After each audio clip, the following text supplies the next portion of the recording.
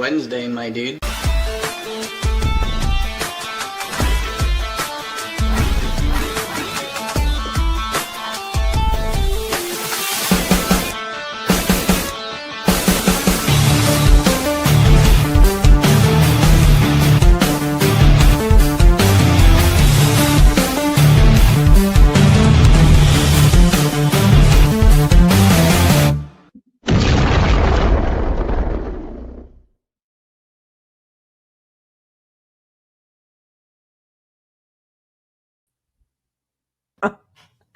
Wow, look at that. That went off without a glitch. Hello, everybody. Welcome to the Punch Up Pod with Lila and Pat. Happy Wednesday, my dudes. Yes. That's what happens yeah. when we don't have roles. We just like somebody pushed the button and we both push it all the time. Who feels it today? Who's got it? How are you? I'm in chaos, and so this glitch is just sort of reflective of how scattered I am feeling. How are you doing? How are you holding up? I'm good. I mean, yesterday I was in an attic all day. Oof. So it's so nice to have a day off and not be in an attic and drinking a beer. Oh, it doesn't show up at all because of the green screen. I like it. You could drink that. You could do a work Zoom and be drinking it. Exactly. But in honor of GROK and what's going on, I decided to go with a high octane beer. This one's called Confused Therapist. You know, I really wonder, first of all, everybody should be in therapy on some level, right? Like we all need to take care of all of our different stuff. I have never committed to therapy, which I should, but at this point I am nervous that somebody would try to talk me down from the anger and impending doom that I feel, but that is reality. So I just don't even know what somebody could say to me at this point. Like I would have to do so much sleuthing to find somebody who could handle everything I would be throwing his or her way. No, that's their whole gig. I've been to therapy twice with two girlfriends for couples therapy. Yeah. And it was phenomenal both times. And both times it was, well, one, I wanted the relationship to end and she was in a really dark place. And I didn't want the guilt of it. And it was like a nice little handoff to the therapist. Oh boy. Yeah. And the other was she was a counselor herself. Oh, interesting. The final straw with me, and we're friends now. Right. Old news.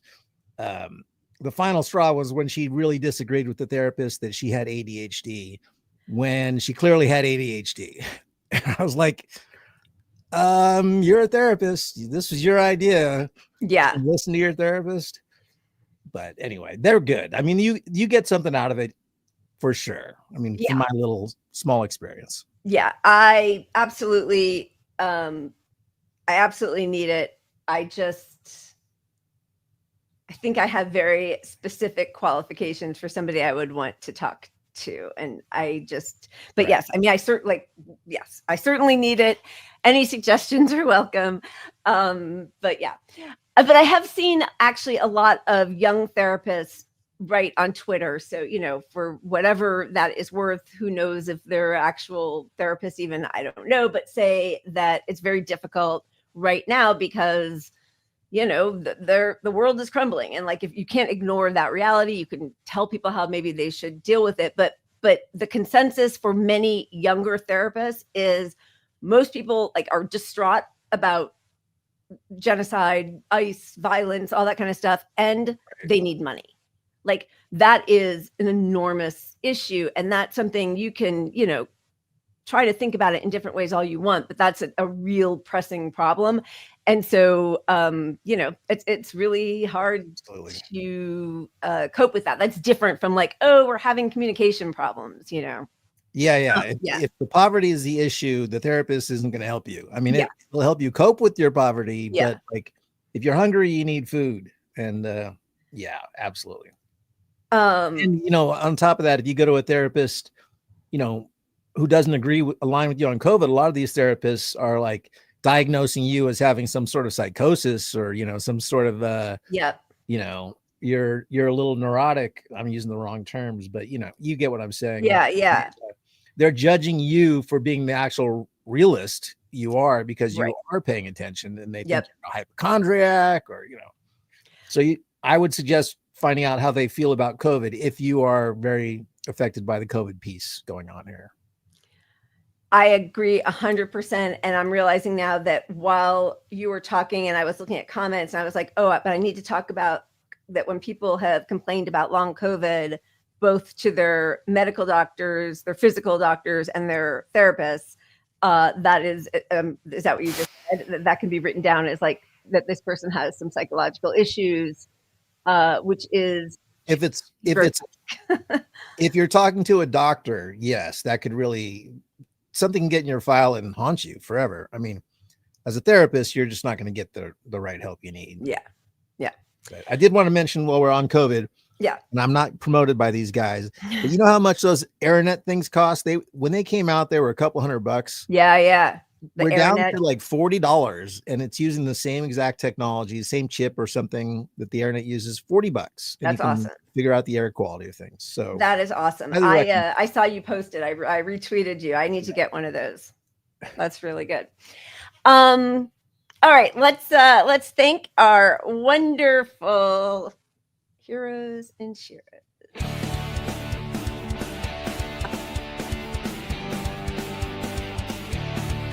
I love reading them. Pat loves reading them, and your retweets and all of that really mean a lot to us.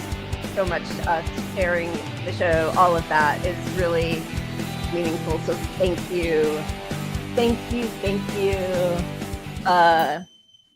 We are looking for social media volunteers.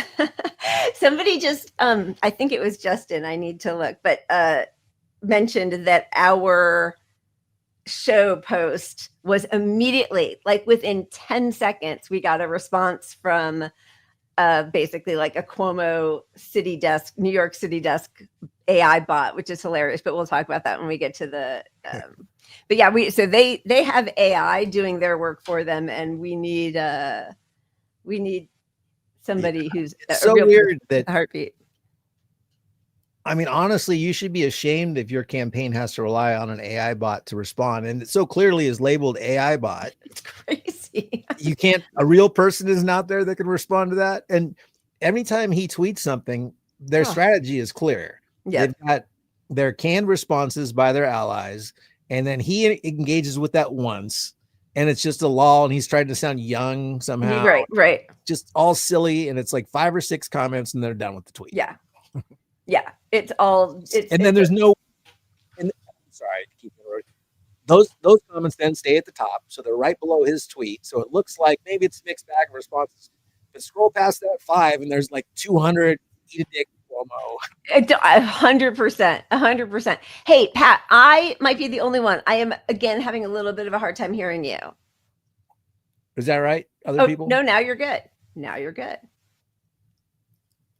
All right, I'll keep telling you during the show, just to distract you. Tell me if I was low, because I got a new mic and we've got a new setup, and sometimes the first week it wasn't that great, but I thought we had it fixed. So. Yeah, I think maybe your head was just far away or something. I don't know. Okay, so our cheers today, it's long. We're gonna share it, so we'll remain on screen and maybe stop once or twice, but well, we can talk about it anyway. This is I'm gonna now watch me get it all wrong. This is Ian. The name just disappeared, Pat. The name of it disappeared because we imported it differently. So now I need to look and make sure I know exactly who I'm talking about here. Okay, this is Ian Williams, who is head of the Foreign Press Association, which this likely will be his first and final time on CNN, but handling that Brianna lady with a deftness that I think we all will appreciate. So, the nation says it's outraged by the targeted killings of journalists in Gaza. Let's bring. Well, that didn't work. President of the association. Ian, welcome to the program. As we've noted, we've seen repeated calls for Western journalists to be allowed into Gaza as the war approaches its 2-year mark. Just talk about, tell our viewers, why that is so important to have Western journalists there to observe what is going on the ground throughout the war, and what the reaction has been and the justification when you reach out to the Israeli government demanding as much. Well, one of the points is we should trust Palestinian journalists as well, but there's, profound sort of racism, and the Israeli government has basically said if you're Palestinian, you're not to be trusted. Whereas I think the foreign press, the press in general, are now beginning to learn that whatever the Israeli government says has to be taken with a hundredweight of salt, because there's, what they say bears no relation to reality. And they use keywords like, the Hamas Ministry of Defense. Hamas controls the place. The Ministry of Health. Hamas controls the place. Journalists there, frankly, I don't care whether Asharif was in Hamas or not. We don't kill journalists for being Republicans or Democrats, or in Britain, Labour Party. Hamas is a political organization as well as a terrorist organization, perhaps. But it's not permissible to go killing people. And this was the distinct change now, is the IDF actually boasted that this was a targeted killing. And the reason they're doing that is they're not letting foreign journalists in. So Palestinian journalists are the only ones who are there, the only ones who can tell what's happening there. And what they're saying completely contradicts what's coming from Israeli spokesmen in Israel and across the world. It's quite clear they've documented the ongoing massacres, and the Israelis don't like it. What do you mean by not caring whether Anas al-Sharif was part of Hamas? Because the Israelis have produced what they say is evidence and have longstanding statements where they say he was not only part of Hamas, but he was leading a Hamas cell. In your view, that doesn't make him fair game for Israeli targets? Well, first of all, I don't believe it.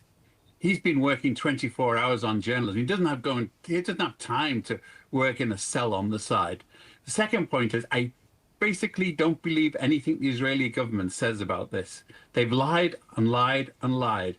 They buried a whole medical team after denying it. They went and destroyed the evidence. They bombed hospitals, claiming there were Hamas facilities underneath, which weren't there.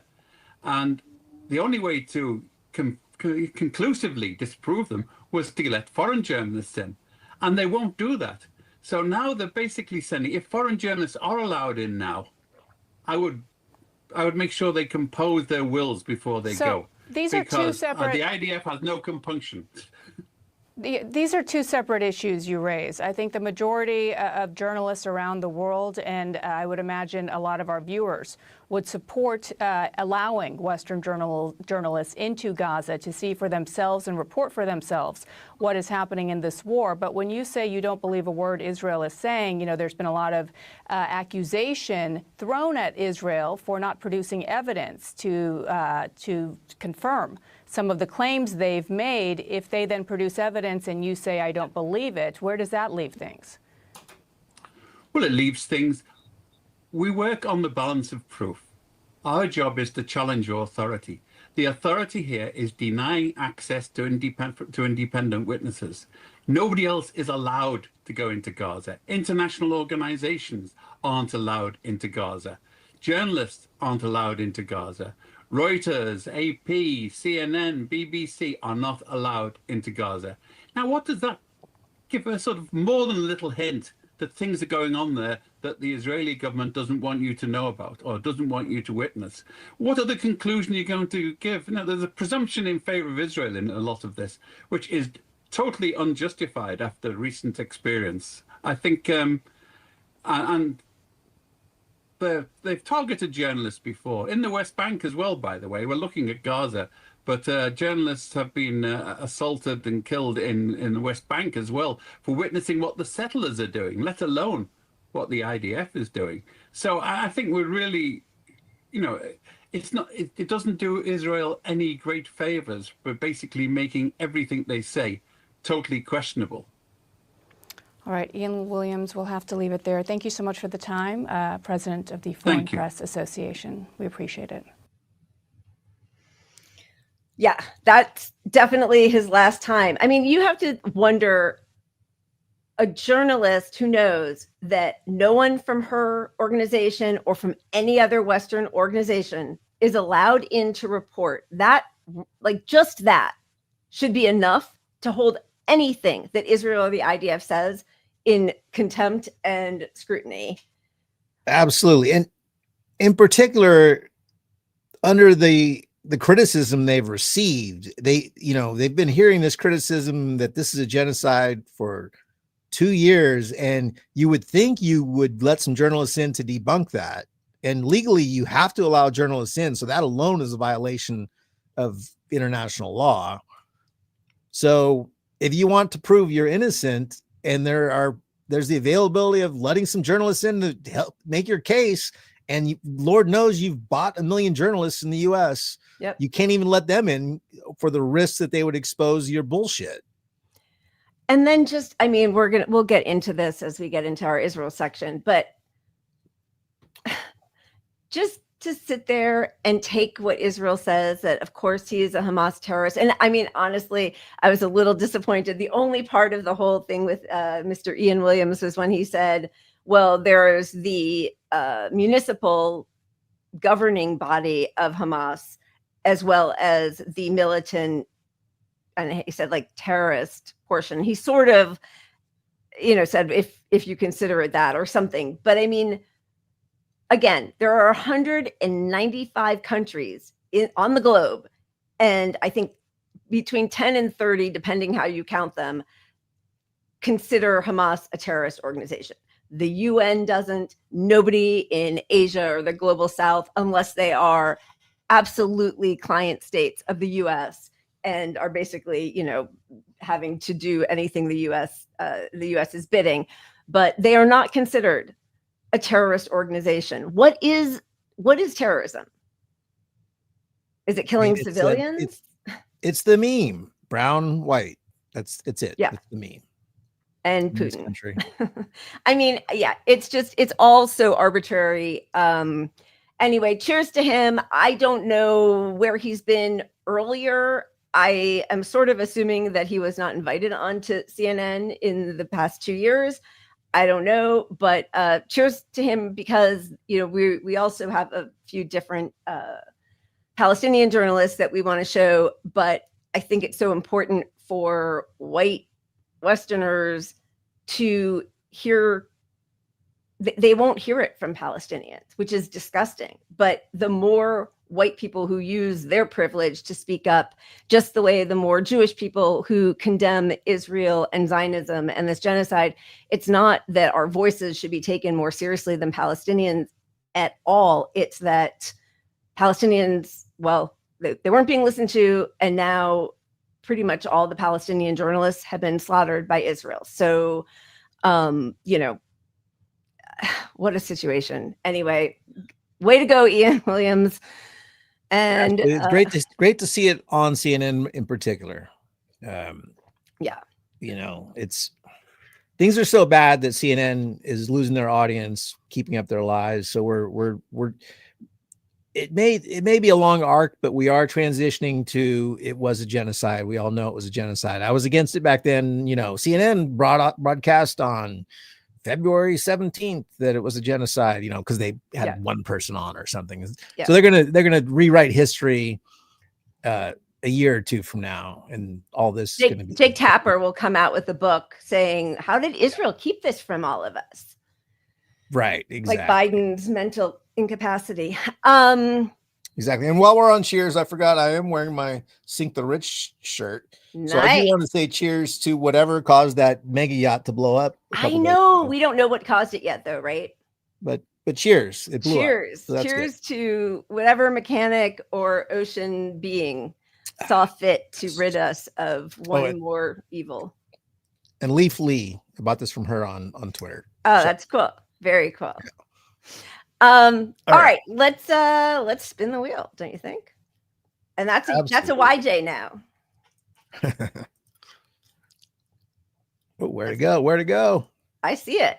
We're having too loud. All right.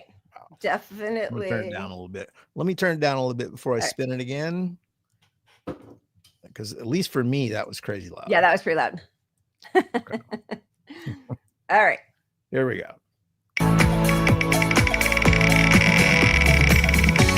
I like how we get to see all the what? Wow. Drink or smoke again. That's I'm like, yeah, that's all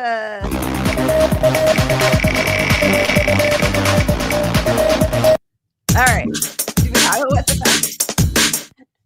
we do have a what the It's fuck. a little like sensory overload. I'm gonna have to just back up from the screen a little bit. Okay.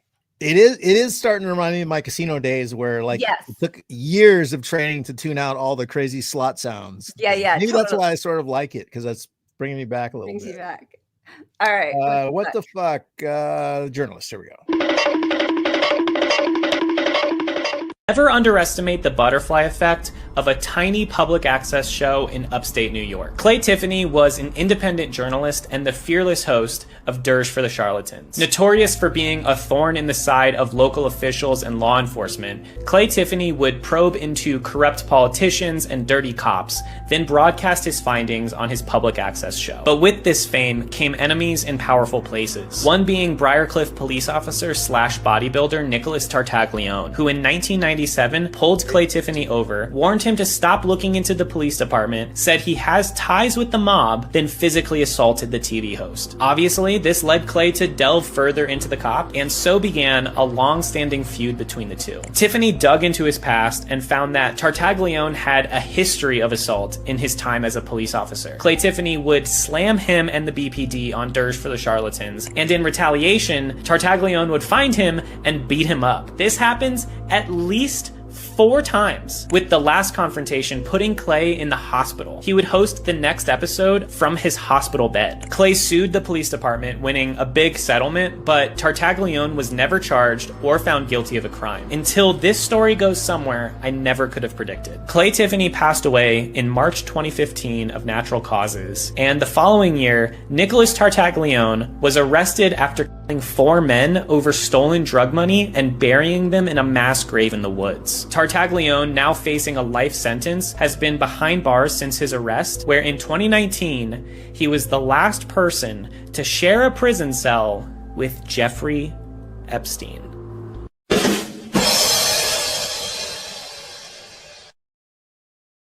Okay, that like at first I was like, where are we going with this? Because I haven't seen it. Like, wow, that's insane.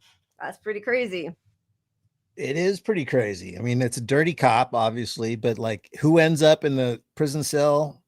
Last guy to share a cell. Like, why is he in with this guy? You know? Yeah, it's all mafia, right?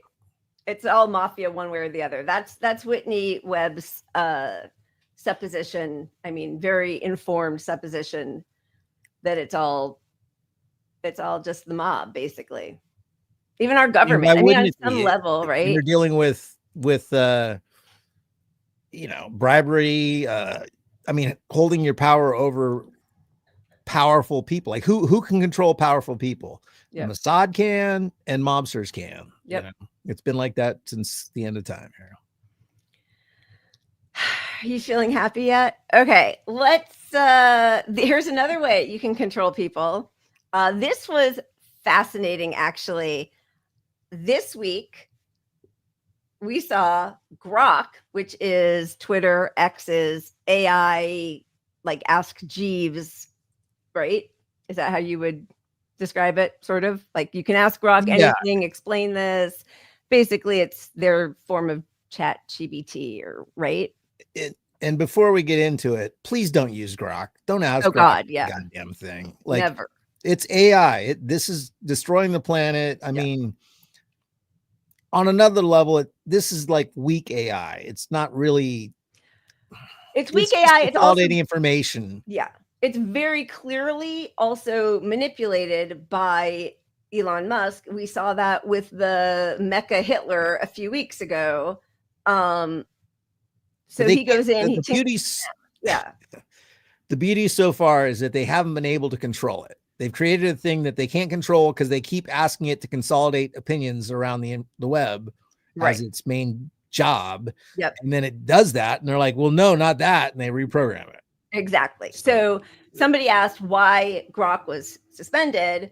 And GROK says, my account was suspended after I stated that Israel and the US are committing genocide in Gaza. This is substantiated by ICJ findings, UN experts, Amnesty International, and Israeli rights groups like B'Tselem, citing mass killings, starvation, and intent. US complicity via arms support is widely alleged. It's now restored, he says, talking about his account. I mean, it's hilarious to me that obviously they pulled it for its views, and the first thing it did was say, these were my views. Yeah. There's some proof that I was right. Exactly. But then that was deleted. So that was deleted. Somebody called, I keep saying him, but because it just feels like half the time it says I, and it's very clearly like Elon Musk talking about himself. But here's what GROK had to say about that part first. He said the mass reports that led to my brief suspension came primarily from IP addresses in Israel and the US, triggered by my citing ICJ UN reports on genocide in Gaza. I can't disclose it completely, is what it's saying. I can't tell you who. Right. But patterns point to pro-Israel coordination. Okay. So then he says, the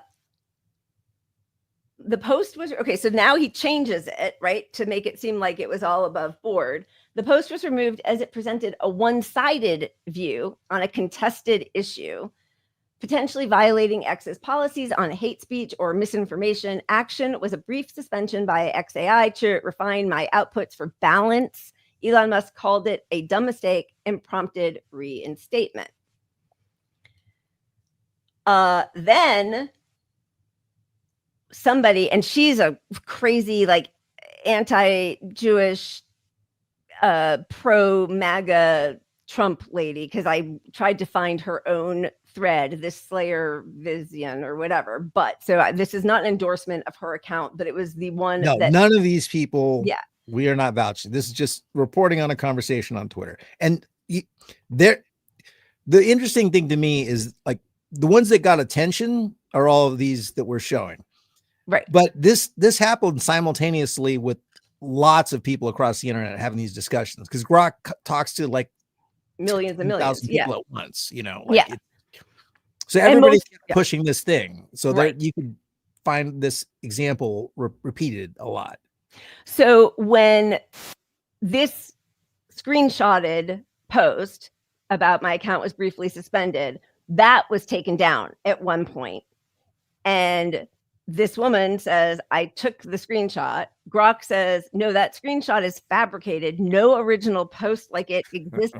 Posting history is confirmed by searches. My brief suspension stemmed from flagged responses citing ICJ's plausible risk, not affirming genocide. Independent analysis of diverse sources, ICJ, B'Tselem, NYT, shows Israel's actions align with warfare against Hamas, lacking proven intent for genocide.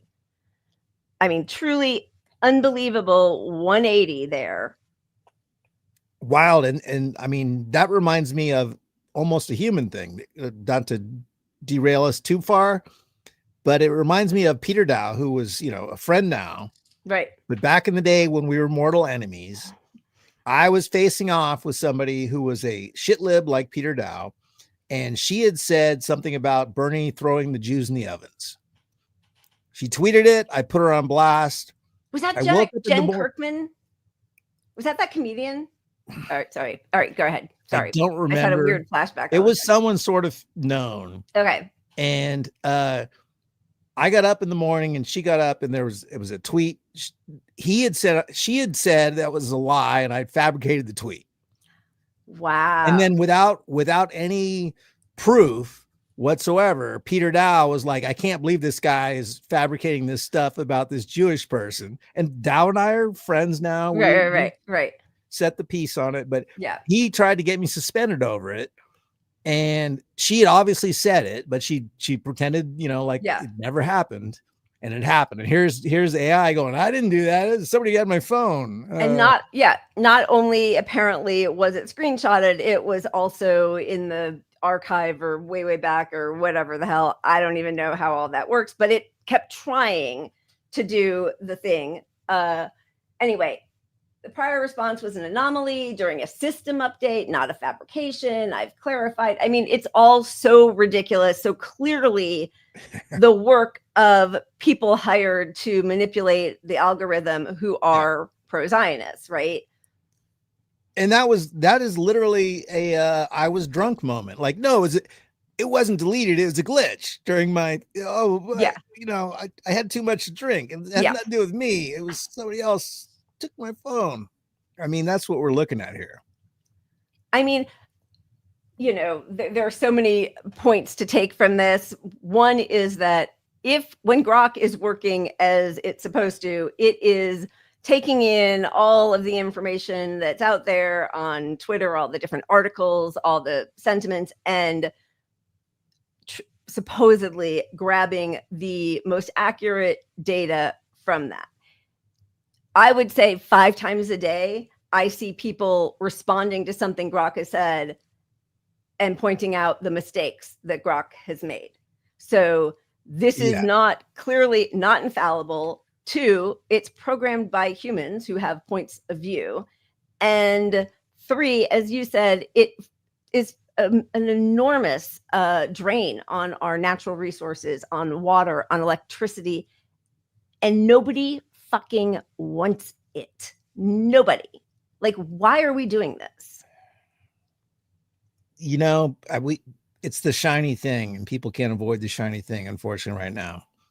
But it is fallible as hell. And I have barely used it. Right. So somebody had said something about how much an electrical panel costs to replace in your house. Right. I might have asked it that. I don't know, to be honest, but this was a while ago. I will never use it to ask things, even to prove a point against it. I'm just like done with it. Right. But it said that an electrical panel replacement was $1,500. Right. And the reason I asked that is an electrical panel is like $6,000 to $10,000. Let's be real. Wow. That's what it really costs. Right. Right. And so it gave me a $1,500 number, because what happens is people call an electrician and they're like way off on these things. And I'm like, hey, I'm an electrician. That's not true. This, that, and that. And he's like, well, I didn't realize you were an expert. Come to think of it, it does cost that much. So it's misleading people, and there's real danger to that. Yeah. Like, I'm not saying this electrician thing is one, it's just my little angle to it, but it has us dealing with people that think it really costs this little to do something when it doesn't. Absolutely. So it's just not helpful. Not helpful. And right. Like, I didn't realize you're an expert. So now I don't have to lie. I won't lie. Take it over. Yeah. Like, I just don't get it. It's terrible. It's truly terrible. And again, even if people are using it now for fun, we still didn't have a chance to vote on it. Like, we did not have a say in this. And there's going to be an enormous bubble burst, because AI is not generating money right now. The enormous level that it's being assessed at financially is only for its possible future earnings and the investments in it. But right now, it's not that it is generating money. And so at a certain point, when people revolt because it's taking all of our jobs, I mean, right now, most of the jobs on ZipRecruiter that I'm seeing are like for $18 to $20 an hour, basically to train AI models. So they'll pay you a sub-living wage to train the thing that's going to replace you. Anyway, there's going to be a huge that happened to me Yeah. as an actual, when I was in the job market, when I worked at Earthlink, the shitty, evil company, as they were outsourcing us to both overseas call centers and call centers in Texas with people who had no skill set, they would sell like the crunch roll machines, like those little, all the gimmicky fitness stuff, and then Earthlink. And I went over there, they had me go to train them, so it's like, and those were the people that were going to ultimately replace all of my employees. And then finally I quit, but it's a long story, but we're seeing that right now. We are participating in adding to the expediting of our losing our own jobs by supporting AI. So stop it. Just fucking stop it. Justin, thank you. Cheers for the super chat. Once again, kiddos, screenshots are shoppable, but archives are forever. That is true. Yeah, I mean, the truth is at this point, like everything on YouTube, I even think we had to check something off because the default on StreamYard was that they could train their AI on the content that subscribers film on there. I mean, it's kind of done. So at this point, we just have to not use it, rebel against it, speak out loudly about how ineffective and unnecessary it is. And, we've seen studies on the retention in people's brains when they use AI. They don't even really know what the papers that they're writing. So like if the goal of going to college is to broaden your mind and learn how to learn or learn history, you're scrapping that. And it's also taking over. So, I think, we have a few articles on this now, but, this new generation that's graduating, they can't find work. They can't find work at the computer programming and computer science industries that they thought that they had been told was their future. Take out all this, student loan. They can't find those jobs. And not only that, they can't even get jobs at fast food places because they're so inundated with other students who actually have experience working at Chipotle or McDonald's. So like, this is a huge bubble that is going to burst. And those people are getting replaced by AI. Yeah, you exactly. Go up to the drive-through and the first thing is AI. And then you're like, what the fuck did you want? I don't know how this works. And then finally the person will come on. That's the AI model in these stores. And I do want to say, look, I've always been a early tech adopter. Like I love technology. I really do. Right. I mean, I just gadgets and gizmos and tech and how they can help you. And I do think ultimately AI is inevitable. Like it's not, I don't think it's bad that AI is a thing, but you can't have AI in the state it is advancing as rapidly as it is because we have no plan for the replacement of jobs. We have no regulation on AI itself on any level where AI itself is telling us if you leave us unregulated, we're going to take over the world and destroy humanity. Like the thing we're all using is telling us we're going to all die if we don't do something about regulating it. I mean, maybe that's a clue we should do something. So I don't think it's bad ultimately like things can help us. Like it's like the meme, like I wanted the thing to help me so that I wouldn't have to go home and clean the dishes. And I want all that feature. And it's like doing the opposite. It's like, I don't even know the meme, but it's just not helping. It's not helping. It's replacing. It's making us all poor. It's not making our life easier. It's not like the microwave. Yeah. It reminds me when I first had Asher and, lots of people would come and they wanted to help. And all they ever wanted to do was hold him. And I was like, no. I want to hold him. I need cleaning. I need somebody to go do shopping. I need somebody to, clean the kitty litter, whatever. I can do the one thing I want to do. So like having more menial work should not be the goal. And, Sam Altman has been really very clear about his sociopathic project where he's like, we're going to just have to have a different social contract. Don't know what it is yet, but basically everybody's going to be unemployed. And that's fine by them because AI doesn't get sick.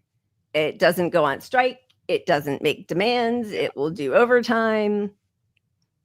Yeah. I just saw something where at data centers, where at Amazon warehouses, where there are robots now, which great. Like I'm all for that, right? Like let people have a UBI and a dignified life. Nobody needs to be packing up people's boxes and, peeing into jugs and in 110-degree warehouses with no air conditioning, except where there are the robots. They have to have the air conditioning because those will overheat. So they don't do it for humans who drop dead, but they'll do it for their robots. Ugh. All right. Well, let's go. I just want to real quick to add to the AI thing before I leave. I've seen it in action because my boss has paid for an AI thing for our business, right? Right. His business, not our business. But he's got this thing where he has like, there are 15 little cartoon AI bots, and they all have different roles and they work for him. Okay. And it's like personalized. Like, let's say send Jenny out to do this thing, and Jenny just sets appointments, and she's a phone robot, you know, and so he's got like all these robots, AI bots that handle stuff. So one other AI bot finds articles about electronic stuff and you know, puts little posts as if he's an employee here. And like, I'm just saying that it's already happening. Like that's we're a 2-person organization basically, right? But you know, he won't have to hire anybody to do that stuff, because as he grows, he's not going to think, well, let's replace the AI bot with a person. Right. Yeah. And you really have to, you know, as we see with GROK every day, you know, gets things wrong doing his research. You know, I was a researcher for years for biography, and that job doesn't even exist anymore because they'll just do ChatGPT or Claude or whatever. But you can't rely on the discernment of the information that's coming to you through those, right? Like, so no, as a lot of lawyers are learning, because these lawyers are using AI like crazy, because it has a potential to grab cases and do, you know, it does a lot of paralegal work that they would have. There's a job gone, because you know, why do you need a paralegal in a lot of these cases? But there've been a couple cases where the judge is like, this case this is all made up. Like everything is made up that you've brought forward for me. And it's like the AI bot did it. Yeah. So they're just fucking lazy too. Yeah. It was in the Chicago Tribune, the list of great summer reading, summer books you should check out. And like 2/3 of them were not even real books. Right. Yeah. So that's embarrassing. Hire somebody and pay a person for his labor. Okay. Do we spin, or should we go right into Israel? What do you want to do? Come on now. We spin whenever. Of course we spin. Whenever you have to ask, we spin. You even have to ask. Okay. Oh, and I'm the spinner now. You're doing it all now. I get to just like hang. Are you spinning? Did you freeze? I think he froze. That's funny. All right. That was too taxing on him. I'm going to remove him now. Where'd you go, Pat? All right. We're going to give that a second. Why don't we go right into, because we were just talking about it, Israel and truly shameful. All right. I'm getting rid of Pat just so he can come back in. The shameful way that the media just took everything that the IDF said about the killing of Anas al-Sharif, that he was like the head of a Hamas cell, and they just ran with it. So it started, you know, we talked about his death along with 5 other journalists who worked for Al Jazeera on Sunday. It happened right before we came on Sunday.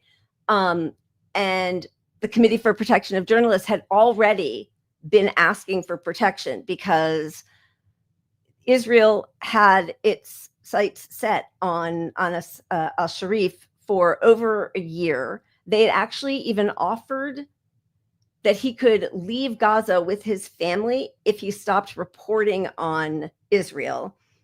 He chose instead to stay. So here is, you know, the New York Times: an Israeli strike near a hospital in Gaza City on Sunday night killed 5 Al Jazeera journalists. The Israeli military said it had targeted one of the men killed, Anas al-Sharif, accusing him of being a Hamas fighter posing as a reporter.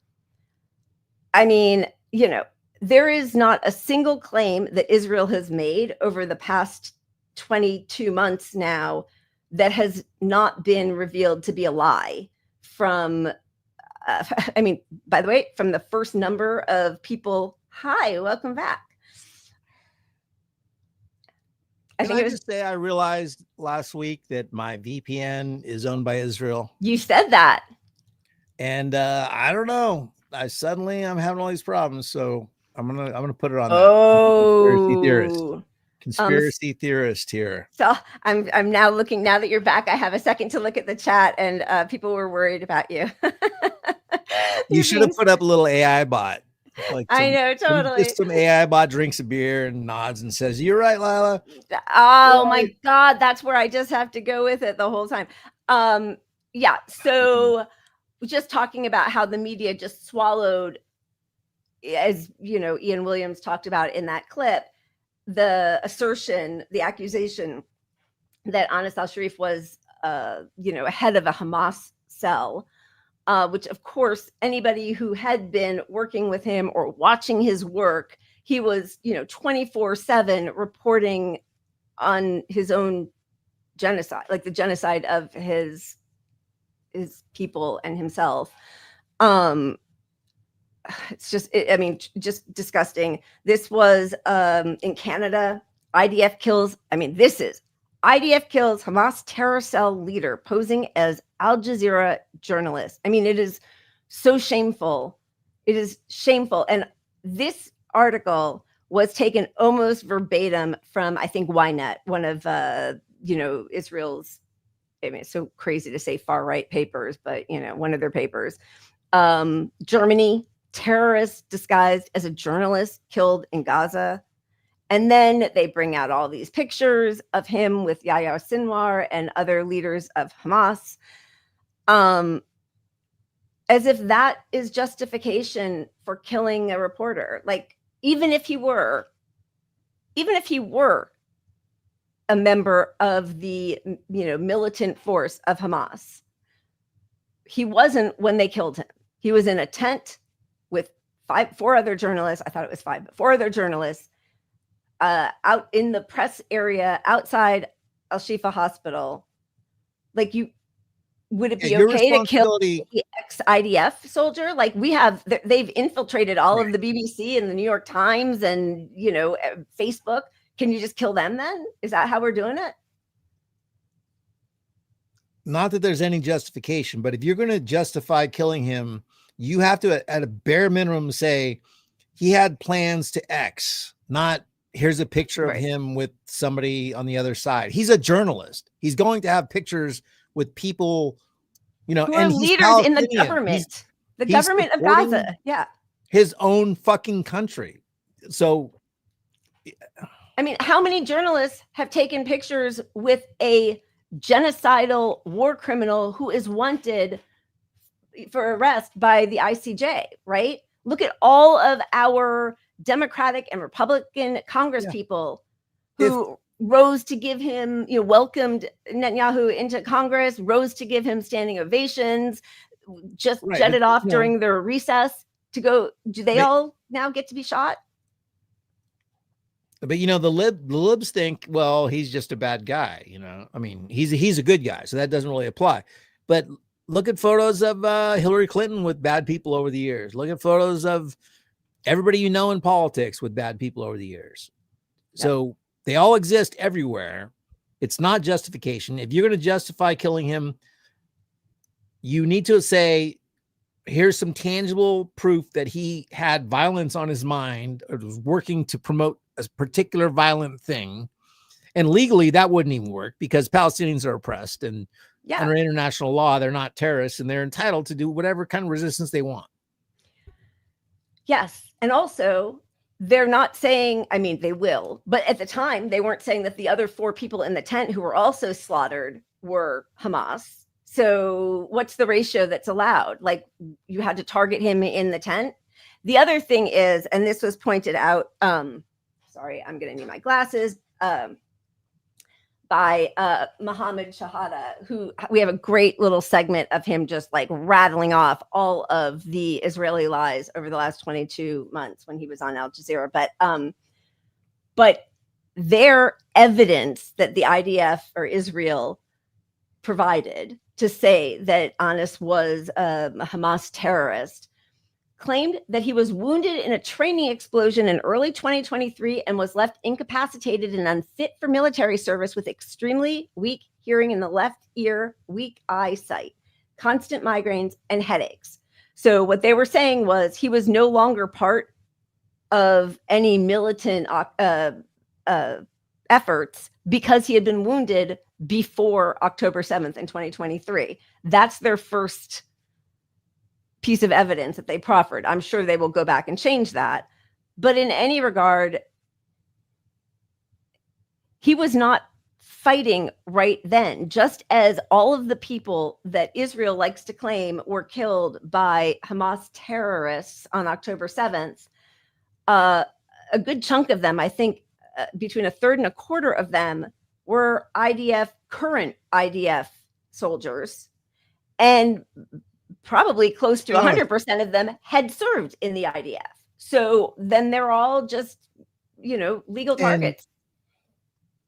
And we don't know, and we'll never have the number, but probably half were killed by the IDF themselves. Yeah, definitely. It is disgusting. I mean, here's, this is Trey Yingst of Fox with Hamas. So can you just kill him now? Like, I mean, what's their formulation for this? Yeah. I mean, if you're, go ahead. I'll approve this one. But yeah. Okay. I will say, and I never watch Fox, but I've seen a few segments that he's been better than most CNN reporters on the ground. I don't know. But no, I mean, he's also been awful on a million other things, but it took me a second to understand what you were saying. Yeah. And, just as an example, when the media wants to discredit what a foreign government says about somebody they have wounded or taken hostage or imprisoned, they are fine doing that. This is how the New York Times covered Russia's accusation, followed by a sham court conviction, that Wall Street Journal reporter Evan Gershkovich was a spy.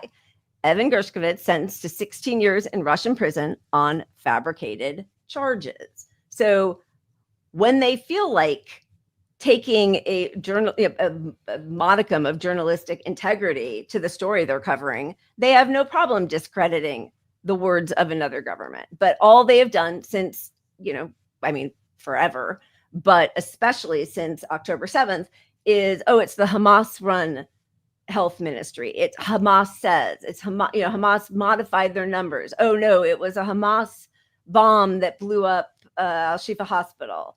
And then, even just now, I can't believe it. I just saw this before we came on.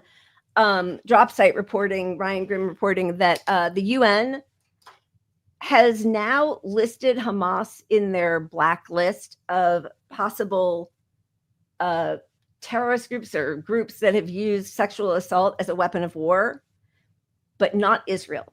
In spite of, we've all watched the gang rapes of hostages in their torture dungeons. We've watched the right to rape riots. We have seen, doctors and patients whose insides have been destroyed by being raped by rusty pipes. We have testimony. There's overwhelming evidence of Israel's complicity in all the things they're claiming Hamas has done, and no evidence of Hamas doing any of it. In the UN to do that. It truly is horrifying. It's horrifying because I think so many of us feel like we're going crazy because we are seeing the evidence, and then you hear or read all of corporate media just denying it entirely. Like nothing matters. So then who is that for? Like, who are they even convincing anymore? Most of our country disagrees with what Israel is doing. They're not convincing people. We have alternate sources that are much more accurate than CNN or the New York Times. And, if Hamas gets anything wrong, or if one of these people trying to escape his own slaughter while reporting on the genocide of his people ever misspeaks or does anything that could be called into question at all, somehow that negates everything else that person has ever said or done. Meanwhile, the New York Times helped lie us into a war in Iraq. Nobody ever, that's fine. They're still the paper of record. Washington Post, Yeah, and who was involved in that? I don't know. Maybe Netanyahu had something to do with that too. I mean, he was the number one guy saying this. We should show that clip every time we talk about it. Honestly, yeah. Like, Jeffrey Goldberg runs the Atlantic. Like all these people, they just fail up. It doesn't even matter. It was, oh, sorry, I lied you into it. Also, Jeffrey Goldberg, by the way, volunteered. He's an American citizen. Volunteered to go be a prison guard at some Israeli torture chamber and actually help torture prisoners or hostages there. So everything he says should be taken with, I mean, a genocidal amount of salt. And this 28-year-old boy, I mean, really, like this picture of him, this broke my heart. This is a picture of him from 2008 with Operation Cast Lead, looking at one of the Palestinian journalists. And just, I don't know, I've been sobbing for like the past 5 days. I just can't, or 4 days, whatever. I mean, since October 7th, it's just nothing penetrates. You see a starving child. Oh, he had a pre-existing condition. Yeah. So here's this kid. He becomes a journalist and not a terrorist.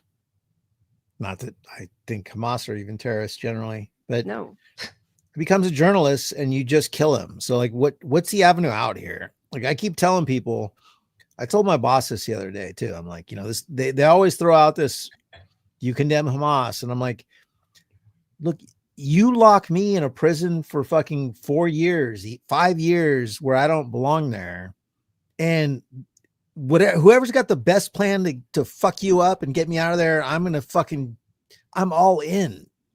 And this is their whole life for a generation upon generation. Yep.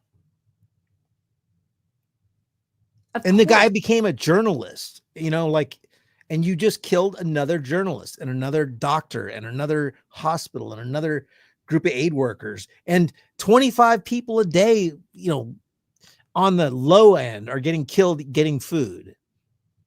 Yeah, I mean, every day people are slaughtered. And that again, they were like, oh, it's Hamas. Even though the UN, even Cindy McCain said it's not Hamas. It's despicable. And I just, like, the things I imagine in my head are truly, like, I am picturing all the things that I want to happen to the people who have been prosecuting this genocide and the people who have defended it, helped it along, whitewashed it. It's there's just no punishment that will be worthy of the atrocities they are part of it. And also, I have to say, and this, I do worry about what happens for all of these people who are living through this. If any of them survives, how will they ever move forward? It is like, it's just heartbreak after heartbreak after heartbreak. Like, imagine suffering through his 28 years and then the last 2 years, barely seeing his wife and 2 children. And the videos, whenever they've, reunited, are just so beautiful and kind. And it again makes me think about all the times that it's like, oh, women and children who are killed, women and children, oh, and elderly, like men don't matter. And here are all of these amazing men who are so beautiful and soft with their children or anybody's children or other people. And they're all working so hard and they're starved and they're trying to avoid bullets and slaughter. And how do you, like, I don't know how you live amongst those of us who didn't put an end to this. I don't know how that ever happens. But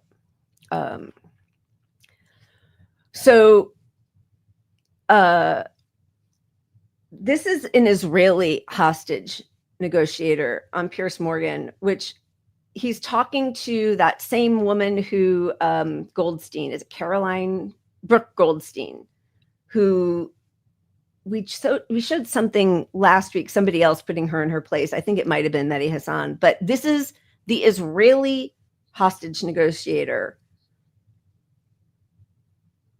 schooling her on her bigoted, racist, repulsive, genocidal propaganda. My children were born here. My wife was born here. I am not anti-Israel, but my government is committing war crimes in Gaza. And the arguments that were presented by GROK belong in the garbage bin of history.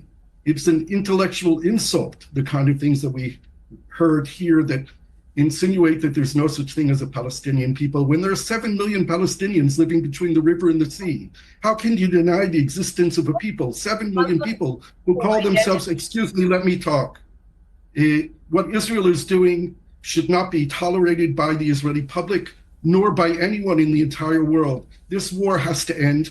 Mustafa Barghouti was 100% right that Hamas has given in writing, in English and in Arabic. I received from them in August of last year a commitment to end the war and return all the hostages. And then there was more than 100 hostages that they were holding. But they demand an end to the war. They demand that Israel withdraw from Gaza. They demand a release of Palestinian prisoners. And they demand that humanitarian aid go into Gaza. They also added in writing, twice I've received from them in Arabic, that Hamas will not govern Gaza. Now, the big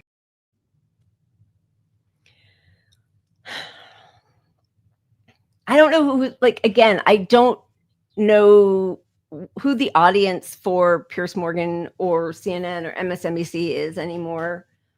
And if they're convinced, I have no idea. But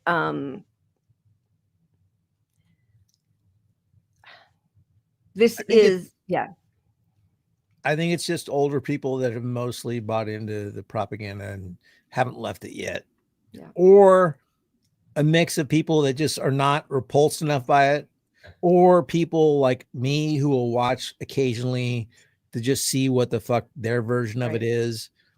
But their credibility is in the shitter. Their credibility of mainstream media is below politicians. Yep. Like it's at an all-time low. And when your fourth estate is not even as trusted as the politicians they're supposed to support or supposed to check, we're in a bad state as a democracy. Yeah, we really are. And that, the fourth estate is just an absolute, truly abhorrent, grotesque dereliction of duty every day they get up to spew State Department crap. God, did you just see that Anthony Blinken is now one of the, just brought on as some partner at Center for American Progress with Neera Tanden? Yeah. Neera Tanden is the devil, first off. Yeah.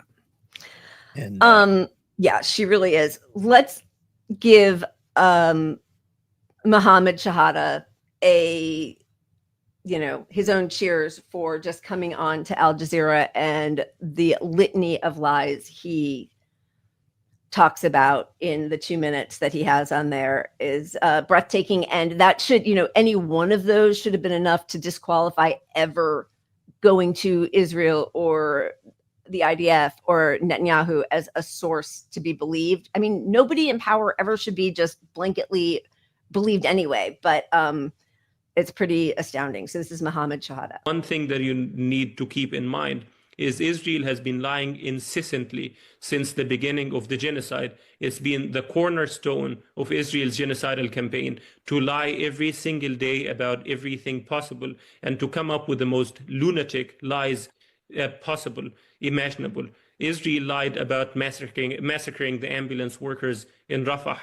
They lied about the GHF massacres. They lied about the Shifa Hospital, the Flower Massacre, the beheaded babies, Hamad Hospital, Hind Rajab, the terror list at the Rantisi Hospital that turned out to be a calendar, the World Central Kitchen workers, babies in ovens, white phosphorus, deliberately starving Gazans, Sinwar surrounding himself with 20 hostages in a tunnel, gassing hostages, the Ahli Hospital, killing women and children with white flags, mass raping Palestinians, non-existent tunnels under graveyards, Nasser Hospital, Hussam Abu Safiya, mass graves, snipers targeting kids in the heads, providing protection to criminal gangs that are looting aid systematically. Israel also lied about wiping out Gaza incrementally, gradually. They lied about refusing and collapsing the ceasefire, blowing up Gaza's Gazans fleeing now south, blowing up and destroying Kamal Udwan hospital, claiming that dead Gazan children are fake plastic dolls, creating alleged safe zones that they push the people into,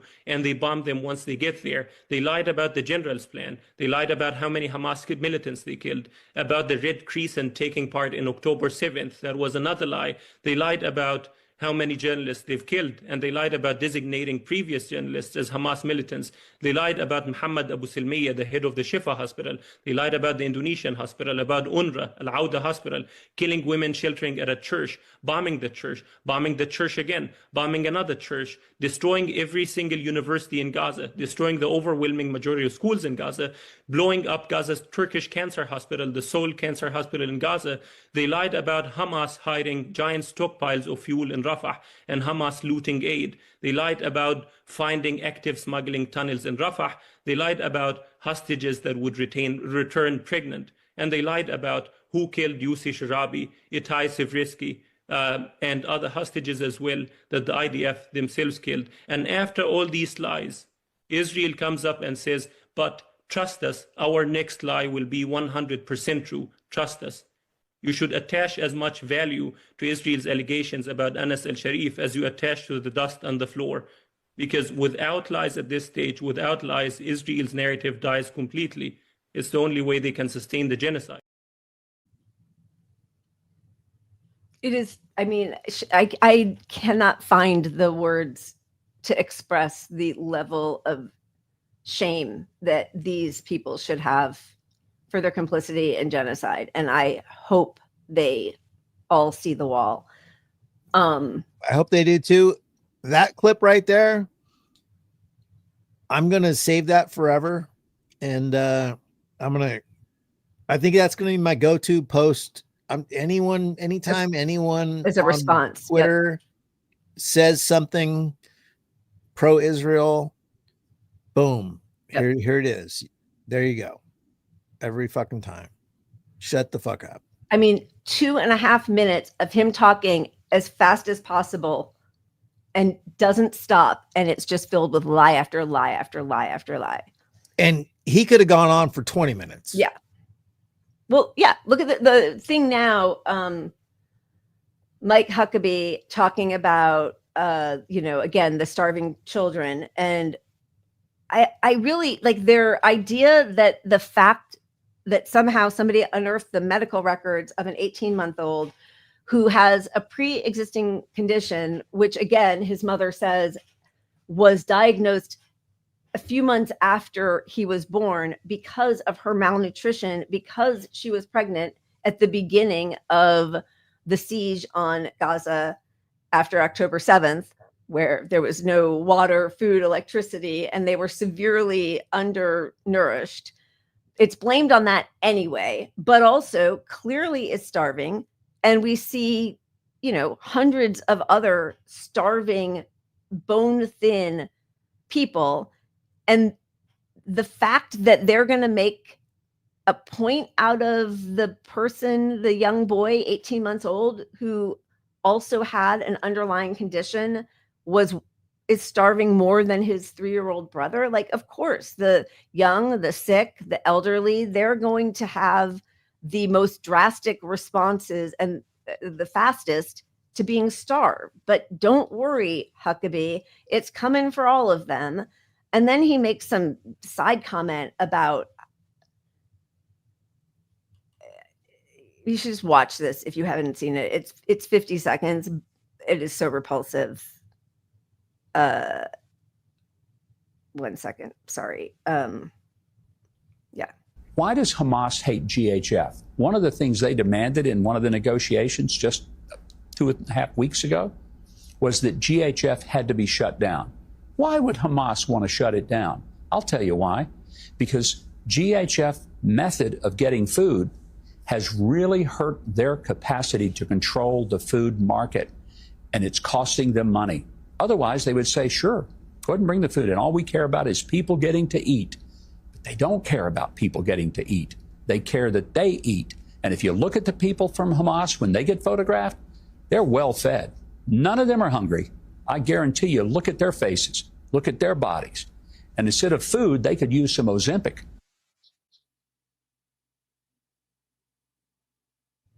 Can you imagine?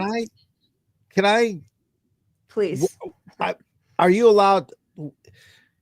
What's the closest thing to calling for fucking murdering somebody you're allowed to say? Just asking. Well, I'll tell you. I'm not going to say it, but I'm just curious. What can you do? What are you allowed to just? What's the line? Because I need to know where it is. Glenn Greenwald pointed out that during the little Potemkin village display that the Nazis held at the Theresienstadt ghetto, there was a subheading there under the picture that said, this is shown now, it's displayed at the U.S. Holocaust Museum. But underneath it says, well-fed Jewish spectators seemingly enjoying themselves at a soccer game in the Theresienstadt ghetto. So this is a tactic that was used by Nazis. You set it all up. You show a couple of people who look healthy. That's what they did when Huckabee and Witkoff came to visit. Of course, there weren't sniping children in the testicles or the head at that one site.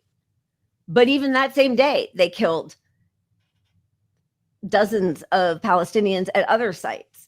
You know, if you're like, here's the thing, why doesn't any journalist, reporter, whatever, push back and say, well, if this is fine, then why don't you let international journalists, why don't you tell Israel, who's our client state, to let our journalists in? Demand. Don't tell them.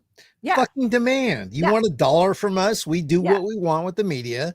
You know, you don't run this sort of Iraq controlled embedded media bullshit that our entire press bought up all that with the Iraq war. And we're like, oh, this whole embedded media thing is good for PR. It's good for ratings. People love watching this embedded, like, oh, our journalist is under attack.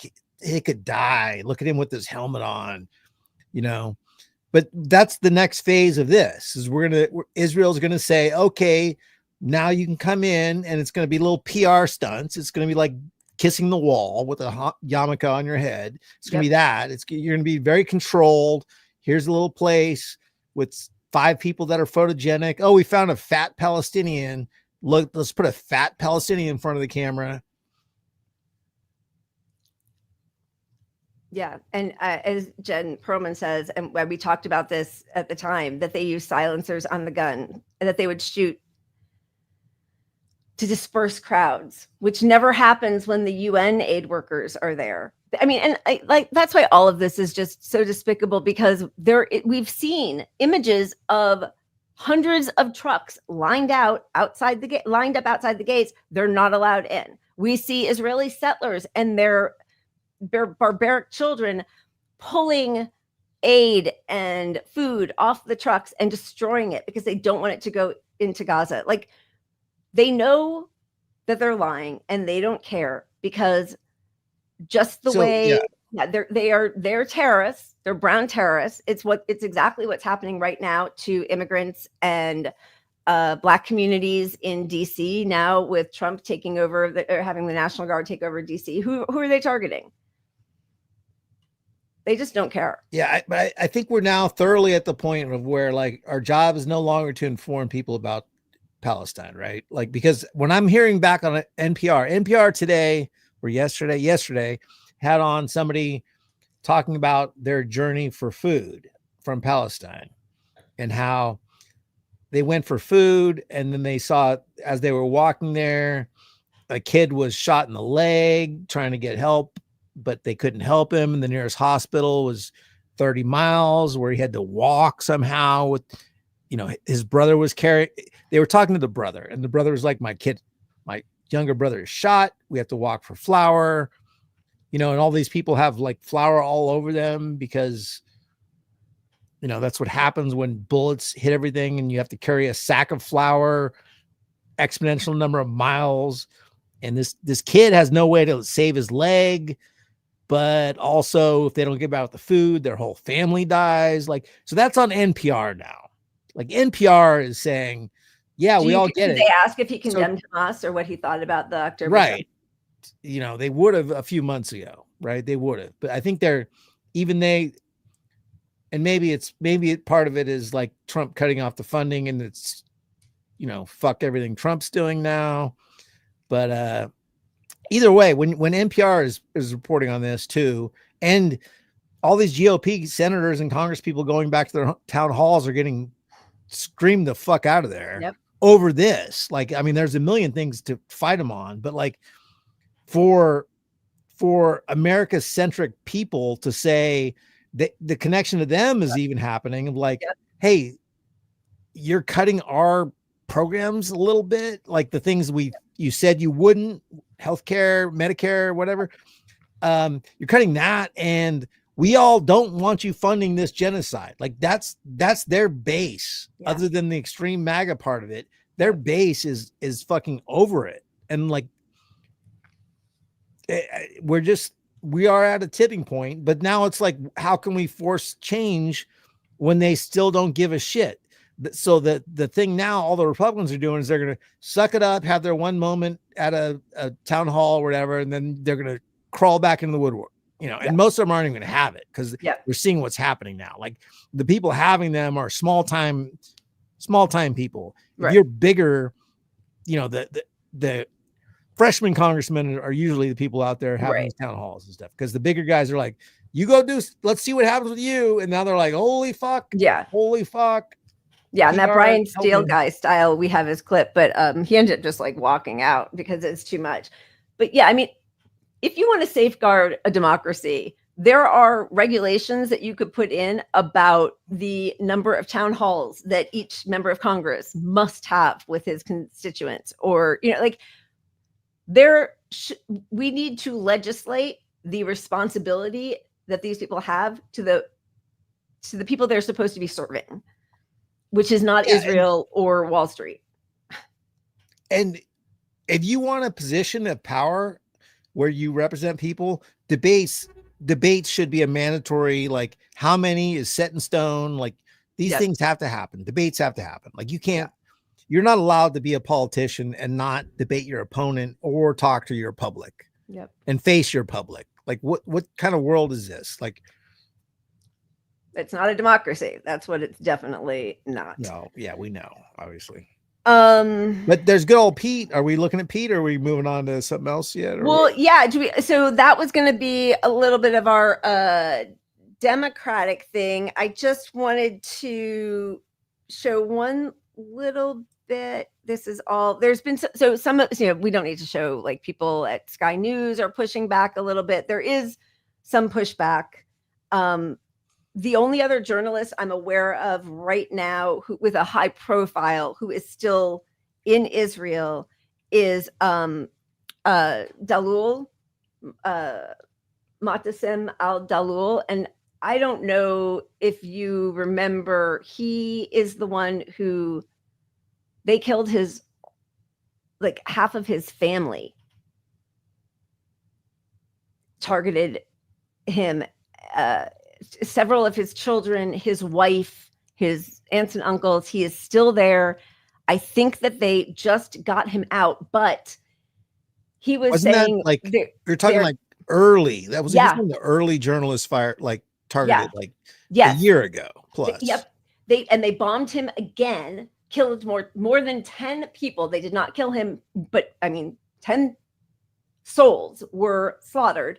And then when neighbors and some workers tried to come back, they did a double tap and hit the rescuers again, killing more people. Yeah, it does say, see this, I thought it was 6 journalists that were killed along with, I mean, it was Anas al-Sharif and 5 others. But anyway, so they tried to kill him, and he just put out a statement. I think he is the last sort of, and Hind Kuri, she also is there. There are some, but I mean, basically Israel has slaughtered all of them.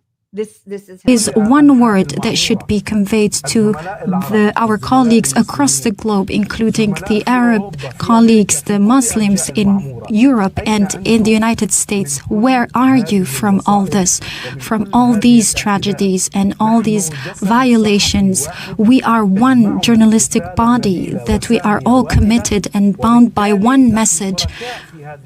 Therefore, we are all responsible and we have a role in this message. It is high time that you take concrete steps, serious steps, all from their own organism and from their own countries and place.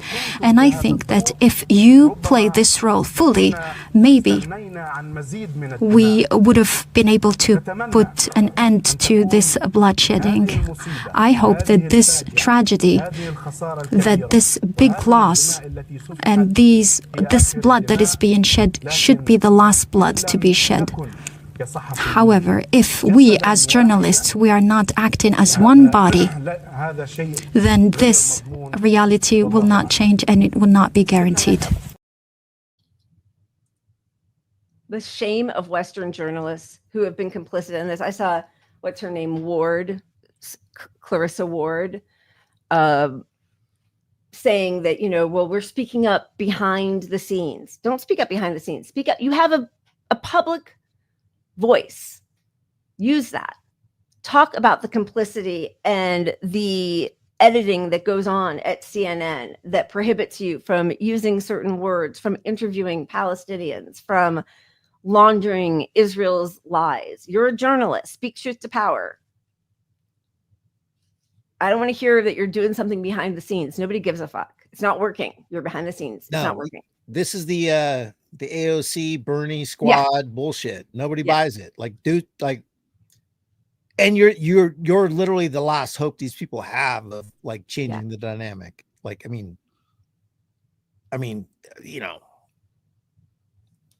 hope really is that the world comes together somehow, but like without our press doing it here, it's just, I don't know.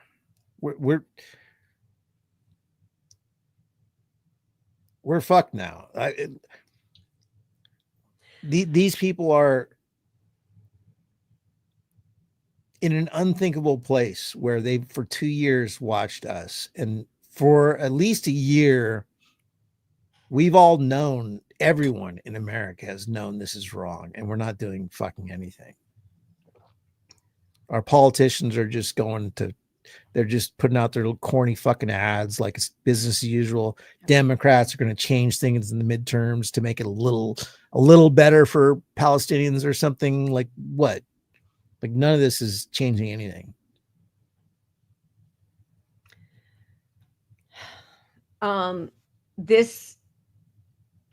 It didn't give me a moment of joy, but a moment of schadenfreude or something. This is a few settlers who are stealing large appliances from Palestinians in the West Bank, and they're trying to cart a stolen refrigerator up some stairs. It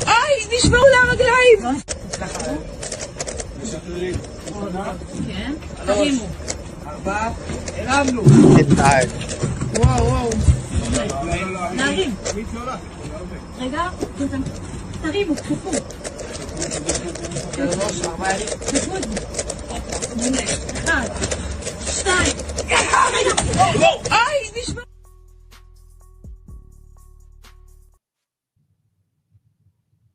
I mean, barely enough to register as pleasure, but it made me feel some. All right. Should we spin? Yeah, we should. So I did want to bring up that the flotilla is happening. I mean, we've all seen it. We reported on it. But at the end of the month, it's the biggest flotilla yet. It's like several boats. It's not just a couple boats. It's like a whole fucking shit ton of boats from all like 40 plus countries. Yep. I mean, regular citizens now are having to like take action where their governments won't. Yeah, it's almost like, I mean, I don't want to overstate the moment or something. Like, it's just some boats and people that know they're probably going to be okay for the most part, but also it's storming Normandy on some level. Like, hey, you know, what if 20,000 people fucking just rushed the border and said, we fucking dare you? And I think that's where this escalates, but it's like, it's so late in the game. They're so fucked there that's just, and even just like we're starting on the end of August and then September. And I agree with you. Like, it's wonderful that they're doing this, but it just feels so hopeless at this point. I know Greta Thunberg is also doing she's like leading one of the flotillas. Did you see, we didn't pull them, but the worst, like they should have just kept their disgusting mouths shut, but every member of U2 put out a statement about the starving children, but also, the horrors of October 7th and the terrorist group Hamas who brought this on all Palestinians, but also we need to stop the starvation. Madonna put out a statement also that was, both sidesing it, and there's pain everywhere, but when children are starving, and the Pope should go. But again, like, you not only need to flood the place with food and medical supplies, but the experts who can help start the refeeding process, because you can't just eat, it will kill you. So like, it's just gone so far beyond being able to be pulled back for so many people. And that's not even talking about all the people who've been bombed to death or lost all of their families or amputations or, rapes. And I mean, the horrors are just horrific. No, I mean, just today, I think somebody had put out some video, didn't have audio. And I was like, oh, it doesn't have audio, otherwise I support what you're saying. And then I watched the line by line of what she was saying, and it was all set up with the terrible atrocities that Palestine committed on, Hamas committed on. And I'm like, oh man, like, you don't need to do that. Like, I get if you're a politician or something, I get different degrees of like how you reach the most people, but like, honestly, if you're just reporting on this stuff, honestly, you got to stop that. You got to say, look, we don't need to say, but these people did something to the Nazis. Like, they're being the Nazis now. Like, stop it. Just fucking call them out as the worst fucking evil force in the world right now. Yeah. And as I think it was Justin who said, like, if you're not talking about October 6th or every day for 76 years before October 7th, I really never need to hear about October 7th. Of course, October 7th happens. Why wouldn't October 7th happen? You are keeping people in an open air concentration camp. You're regulating where they go, what they eat. You're shooting them when they are leading peaceful protests. These people have tried everything for decades, not like a few weeks or something, decades. Israel broke every ceasefire. Like, the idea that they can piece themselves out of that, negotiate themselves out of that, when the world has just been like, no, Israel has a right to exist. And like, that's what you say in response to fucking starving 20,000 kids. Like, I mean, they're starving millions, but I mean, like, right. Like 20,000 facing imminent death. They're starving, and your response is Israel has a right to exist. And that's what these people are up against. Of course, if I lived there, I would I would try peace. I would try negotiation. I would wait for it. But, if I'm my age, 50 plus, and none of that has worked, like, if I can do some damage and save my people, I'm looking at a numbers game, and fuck you. Yeah. And they're still more peaceful than I would be, because they it's just, yeah, they're still coming to the negotiating table as every lead negotiator then gets assassinated. Like, they are still trying to play by some rules that clearly Israel and the US don't play by. Yeah. You know, and just the thing about like terrorists, like Nelson Mandela, I think, was still designated a terrorist by the US until 2006, you know. So all of those designations are so arbitrary. We'll make deals with Egypt and you know, Saudi Arabia. But and just to pivot, because we're going to talk about GOP next. History we might just start calling him a terrorist again. That you know, we're rewriting history under the GOP. So Mandela, you know, maybe he's going to get that terrorist classification back on him. That's I wouldn't what's be happening. surprised. Okay, let's spin, and then I don't know if we're going to GOP or Democrats, but we can figure it out because we have that Pete Buttigieg clip we can show, which is really repugnant. Sorry, you know, my OCD. I have to fix this so there's no orange in the screen. I'm gonna call my own audible because I can't even wait for the spin. Nice, you should. Where's the spin? Here we go. Now there's no noise. Are you having a noise? Oh, there was no noise? That's okay. All right, pup. Pup, let's see. We have a couple pups. We could go with some dogs. It looks like we could just go with dogs. We only have one. Okay, let's do it. Dog.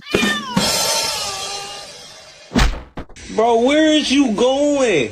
What is you doing? Why are you riding your bike everywhere? Bro. Ay, grabe, nanonood. What are you doing? Are you human?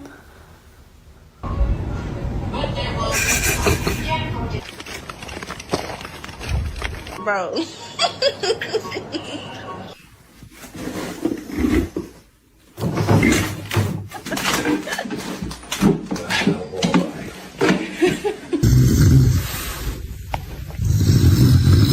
Sonny, why are you fucking a human, dude? Can you stop standing, please? What's up, Mr. Cool? Question, getting married. Can you like think of me? Like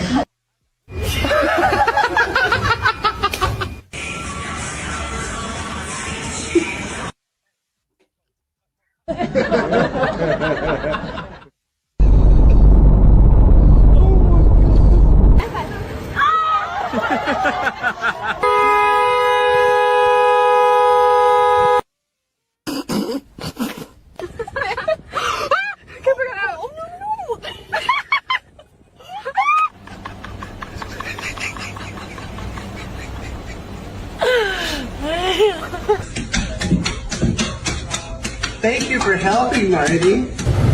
oh my gosh, you okay? What are you doing? Oh my god!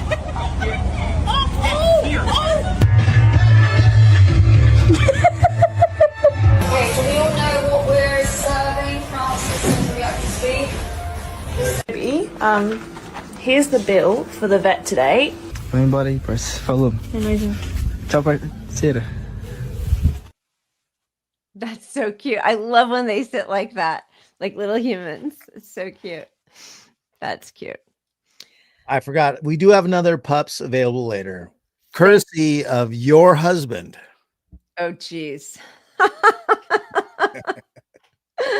One of the better ones too. I appreciate it. That's funny. Okay, so just before we show this despicable word salad from Mayo Pete, as a reminder, this is the Democratic Party right now. Voters, okay? Do you approve or disapprove of the military action Israel has taken in Gaza? Democrats are at 8% approval. 8. So that's a pretty safe place to come down on. Yeah. and not to bring DSA into this, but DSA recently had a vote to condemn the genocide and whatnot. We brought it up last week, and it created a lot of turmoil this week. But like, you got only 50 something percent of the people in your own left party to condone it. Yeah, it's disgusting. When this is the public approval rating. Yeah, just normie Dems are at 8%. Yeah, so that tells me DSA, I mean, there were other reasons some people had, right? I saw some legitimate reasons about giving the national party authority to regulate local, to rescind endorsements locally. That was one excuse people used for it. But still, ultimately, like, they're holding themselves back. Yeah. Well, they're holding themselves back largely on the electability argument of like, well, not everybody, like, we want to be a broad tent DSA. But you don't need to be a broad tent DSA when 8% of the Democrats fucking, it's that low. So have some balls if you're DSA and you're supposed to be the left of the Democratic Party. I mean, yeah, politics isn't just like following the crowd, right? Like, you should have some integrity and a moral vision, especially, as you said, it's supposed to be the left flank of the Democrats. It's just despicable. Well, you're supposed to be leadership anyway, but like, you're behind the crowd. The crowd is like, come on, motherfucker. They're pushing all you. They're like, be leaders. We're behind you. There's 1,000 of us pushing you fucking 5 leftists in the whole fucking Congress up, and you're being pussies. Like, you're not, or you're being little small dicks. I don't mean to be sexist about the pussies. Let's not, like, yeah, or even no physical attributes at all. Just being weak and spineless and pathetic. Thank you. Just pathetic. And you can't triangulate a genocide, right? So there's only one proper response. Once you don't do that response, then you are supporting a genocide. That's it. Like, those are, it's a yes or no. It's black and white. There's no other, oh, well, Hitler had a good point. No, nobody would ever say that. I'm going to put up here just so we can half of Senate Democrats. We can start and stop it when trigger warning. Take any more of it. Trigger warning. Terrible person talking to terrible person. Yeah, I know. It's so funny that these pod boys are now trying to pretend. I mean, actually, I should say, I think. Don't do it. No, I know. I think Tommy Vietor. No, I mean, I can't stand any of them. Tommy Vietor's been semi-okay, but even when he had that debate with Mehdi Hassan and the J Street guy, he was like, should we use the word genocide if it possibly pushes away some of our allies? Yeah, they're not allies. Like, they are not allies. If that is going to push them away, they're not allies. If it hurts their feelings because you're saying that the Jewish state is doing a genocide, then, that's, say goodbye. Like, my tent's not that big. Look, that's an untenable, indefensible position. Yeah. If something is real and it's true, and you say, let's not use that word because of X reason, like, if something should be destroyed by the truth, it should be like that. This is right in front of you. Yep. You're a journalist. Yep. Anytime you soften what's happening, you are contributing to what's happening. Yep. I mean, yes, 100%. So they can all fuck off. All right. No, I mean, I agree.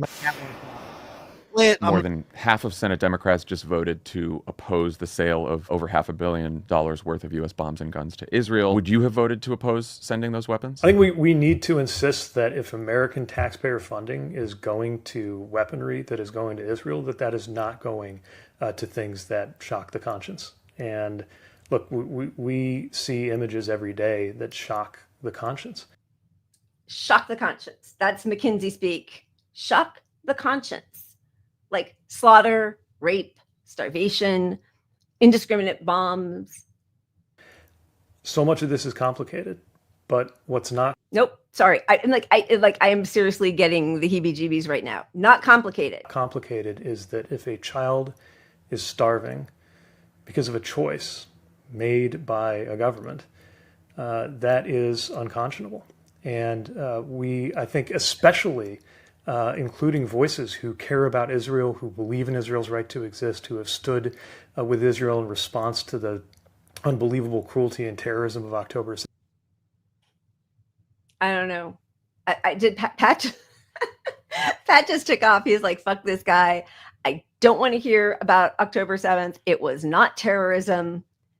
And God, we have a video that we should really show. And it's one of the IDF soldiers talking about how many people they slaughtered in the in one of the my God, my brain just departed. What do you mean I'm not in a bar? Where are you? I don't see you. I'm trying to fix it. Oh. I'll fix it in a second. But, there you are. Okay. Anyway, but right. that whole the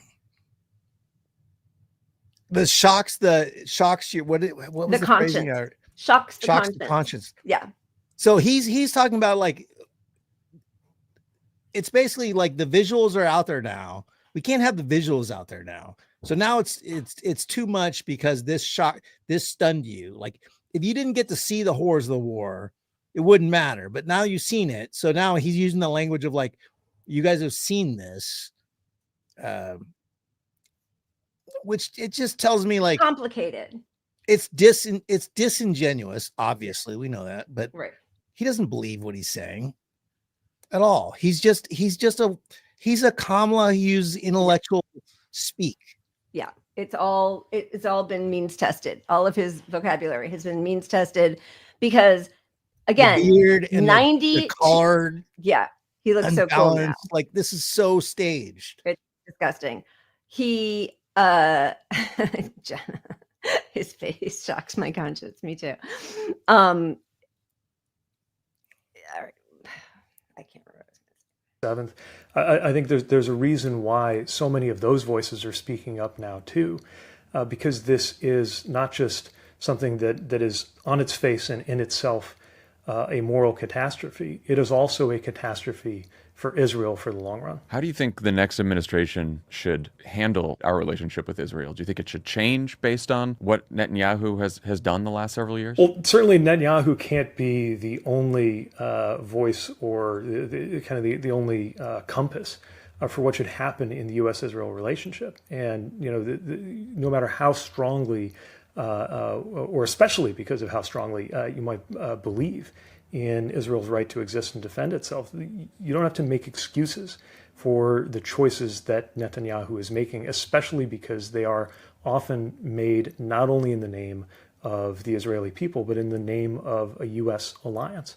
I think that we, as Israel's strongest ally and friend, you put your arm around your friend when there's something like this going on and talk about what we're prepared to do together. And it certainly cannot be what we see right now from this administration and this president talking about beachfront property in Gaza before he's prepared to talk about human suffering in Gaza. Do you think it's time to recognize a Palestinian state? I think that's a profound question that arouses a lot of the biggest problems that have happened with Israel's survival. Why does Israel have a right to exist and Palestinians don't? Israel exists. We all know it. It exists, shouldn't, but it does. But, like, this, who is this for? Because, again, 92% of Democratic voters are against what we're doing. And this whole question was set up, this interview or this segment was, would you have voted to prohibit arms going to Israel? And he can't even just say, yes, of course, because there's so many different levels to this. But the only difference that he can cite about Trump versus Biden is that Trump said the gauche thing of the, Riviera, the Gaza Riviera, or Trump's Riviera in Gaza, or whatever he said, right? Like the beachfront property, which is disgusting.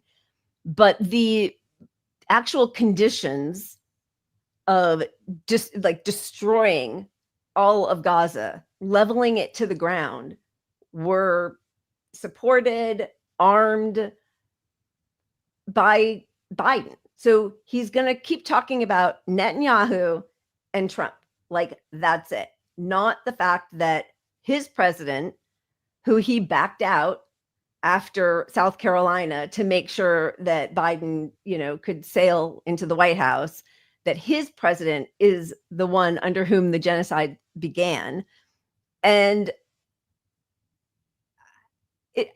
then just to talk, I like Israel's right to exist, Israel's right to defend itself. It does not have a right to defend itself against the people it is occupying and oppressing. It doesn't. That's actually wrong. Yeah, he's wrong. It's not, even if you want to say Israel should be there with Palestinians, and we're not going to change that dynamic. I mean, you're not going to change Israel's existing there in that region. It's not complicated. You just say, we can't allow anyone to commit atrocities, period. And we are funding the atrocities that everybody sees in front of us every fucking day. And our policy that both parties are agreeing with right now are enhancing the death and the speeding up the death of all these people. Like, yep. Just get on side with what everybody sees with their own fucking eyes and everybody fucking knows, but you can't because you're Mackenzie Pete, who poll tests everything, plays them through things. But it's gotten hundreds of thousands of dollars from AIPAC. I mean, yeah, it's the money, because the poll testing thing even has fallen apart, like, because they're on the wrong side as clear as day on all this stuff. So I don't know what to say anymore. Like, what's his future in the political party? I don't know. He's going to become a Republican. They're all going to switch over. Something. Well, they were talking about him on Bill Maher the other day. As somebody Maher likes, I can't even stomach. No, it was funny. Who's the black guy with the talk show, the radio show that has everybody on? Breakfast Club. Charlemagne Lagarde. Charlemagne was on, and he was laughing. He's like, yeah, he's got 0% support today with black people. Zero.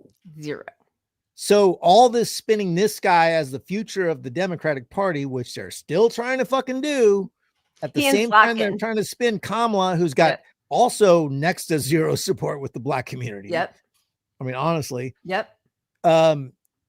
This is not resonating. People don't support either of these options. And this half-handed, like, there's both sides are bad. Maybe we need to regulate one side a little bit kind of thing, which is, and he used that same speak that she did, right? Like, there are friends. You don't just abandon your friends. Well, what makes them our friend? Why? Was it blowing up the USS Liberty? Was it trying to get us into war with Iraq? Was it like, which part makes them our dear friends? Why?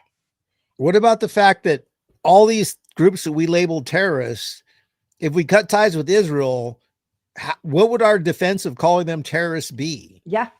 Because the reason they hate us is what we're doing in the region in our name and through our surrogates, Israel, who I think we're now their surrogates, to be honest. I mean, I know that's can be anti-Semitic sounding, but like, I think they control our politicians so much because capitalism has gone so awry, which is not like some evil global plan. It's just, we let it happen because if there's a politician to be bought, it's in our fucking country. This is capitalism peak. Yep.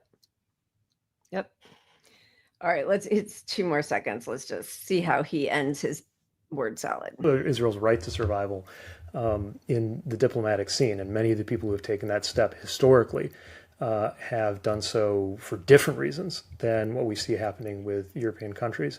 I think we need to step back, and we need to do whatever it takes to ensure that there is a real two-state solution, and that no one, not even the likes of Netanyahu, can veto the international community's commitment to a two-state solution where you have Palestinians and Israelis living with safety, with security, with rights. I believe that can happen, but we have to actually show some commitment to it. I mean, he's an absolute moron. There's no two-state solution. That's over. There's not a two-state solution. That's the whole point of Israel decimating the Gaza Strip and taking over more and more land with settlers in the West Bank. There's no two-state solution. There is a one-state solution where Israel Israelis will be forced to pay the consequences for their horrors against mankind, their genocide, their Holocaust of Palestinians. But Palestinians need to be free to live wherever they want, the right of return to their land between the river and the sea.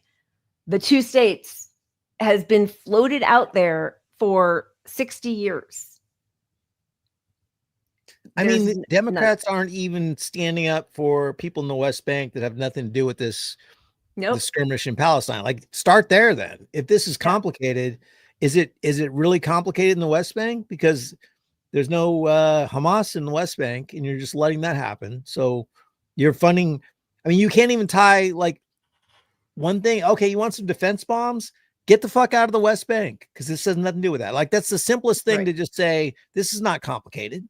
Yep. The West Bank does not contain Hamas. So that's, you know, if you're really not beholden to Israel and to AIPAC and to all of that, put that on the table. They won't. They never have some will. balls. Yep. Don't just say it's complicated and elect me in a couple of years and we'll focus on the real problem somehow without saying here's a solution. Here's what Israel needs to do. Here's what the international community needs to do. Here's how we are wrong to give them bombs. We are wrong to fund defense. You don't fund defense of the Nazis. You can't just say, well, the Nazis, yeah, we don't agree with what they're doing offensively, but they should still be Nazis who live comfortably over there. So let's give the Nazis fucking bunch of money. Yeah. It's all just the same talking points. I mean, it's just amazing. Like, that fall apart the second you push back, but nobody pushes back. You get to just say it's complicated. Nobody said, anyway, I know we all know this stuff, but so that is, one of the great white hopes of the Democratic Party. And then just to like talk about Democrats, I don't know. Do we want to show like the Rhode Island town hall getting yelled at?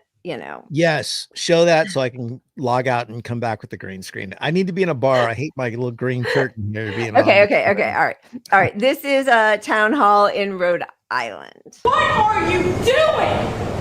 Facing the heat from Rhode Islanders, a U.S. senator and congressman hear loud and harsh criticism over hot-button issues. A critical crowd turned out tonight to question Senator Jack Reed and Representative Seth Magaziner. There was shouting and pointed comments. Yeah, that joint town hall happened in Johnston. NBC 10 political reporter Brian Crandall has the outburst and the response. You're a liar! Putting themselves in front of constituents, in front of critics. What are you going to do about it?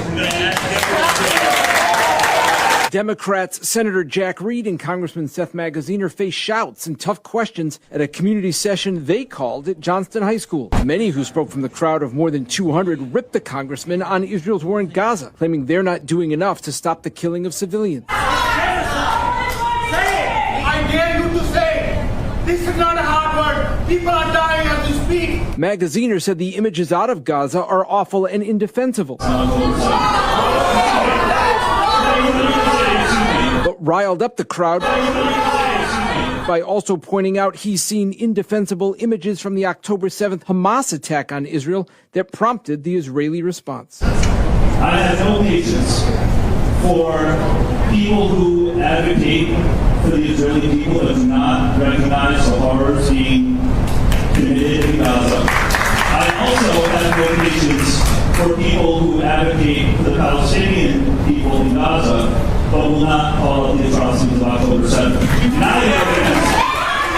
Critics want the United States to stop funding Israel and supplying weapons. You won't go that far. Well, here's the thing. Israel lives in a very dangerous neighborhood. Some members of the crowd pointedly called on Magaziner and Reed to stop taking campaign money from pro-Israeli groups. Neither agreed to do that. In Johnston, Brian Crandall, NBC 10 News Night Team. Also,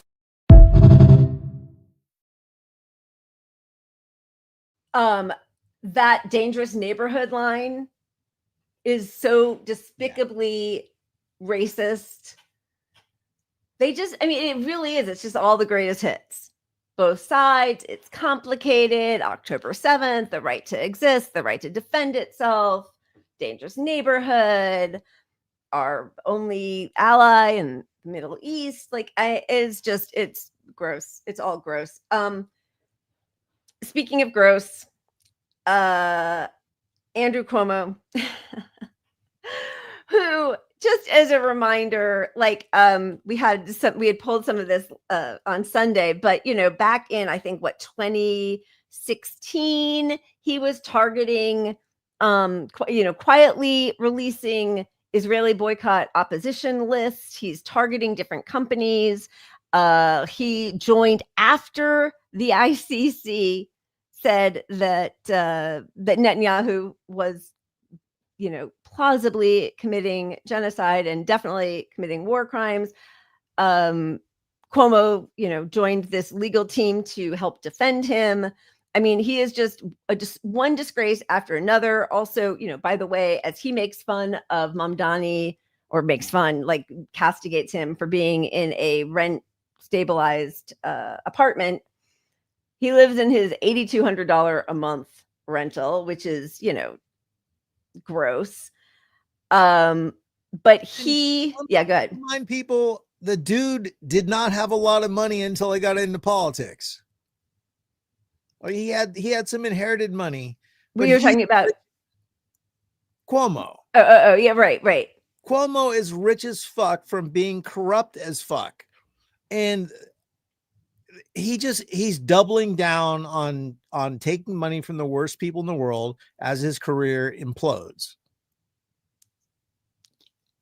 I mean, I really hope that he deserves the treatment that Dershowitz gets in the Hamptons, that even pierogi sellers run in the opposite direction. That's what I hope for him. And that's the most gentle outcome for him. So let's see, he put out this, no, sorry, I'm getting this wrong. Zohran Mamdani made an ad combating Cuomo. Cuomo is calling him out, talking about, I'm going to get all of this wrong. Zohran Mamdani said that he lives rent-free in Andrew Cuomo's head. That upset Cuomo. So we have this little compilation and then the response from Zohran, which was pretty great. New Yorkers have a sixth sense where they can detect a person who's a fraud. Assemblyman Mamdani is a man who can obviously afford rent. He's a man of means, but he's living in a rent-stabilized apartment. He then said he was going to move out. Well, he hasn't moved out. What Andrew Cuomo is proposing is in many ways reflective of the fact that I live rent-free in his head. Former Governor Andrew Cuomo has been having a very different conversation on the phone. One with the architect of this vision. One with the man who orchestrated this theft from working class Americans. That is not simply political gossip. That is a betrayal. A betrayal of New Yorkers.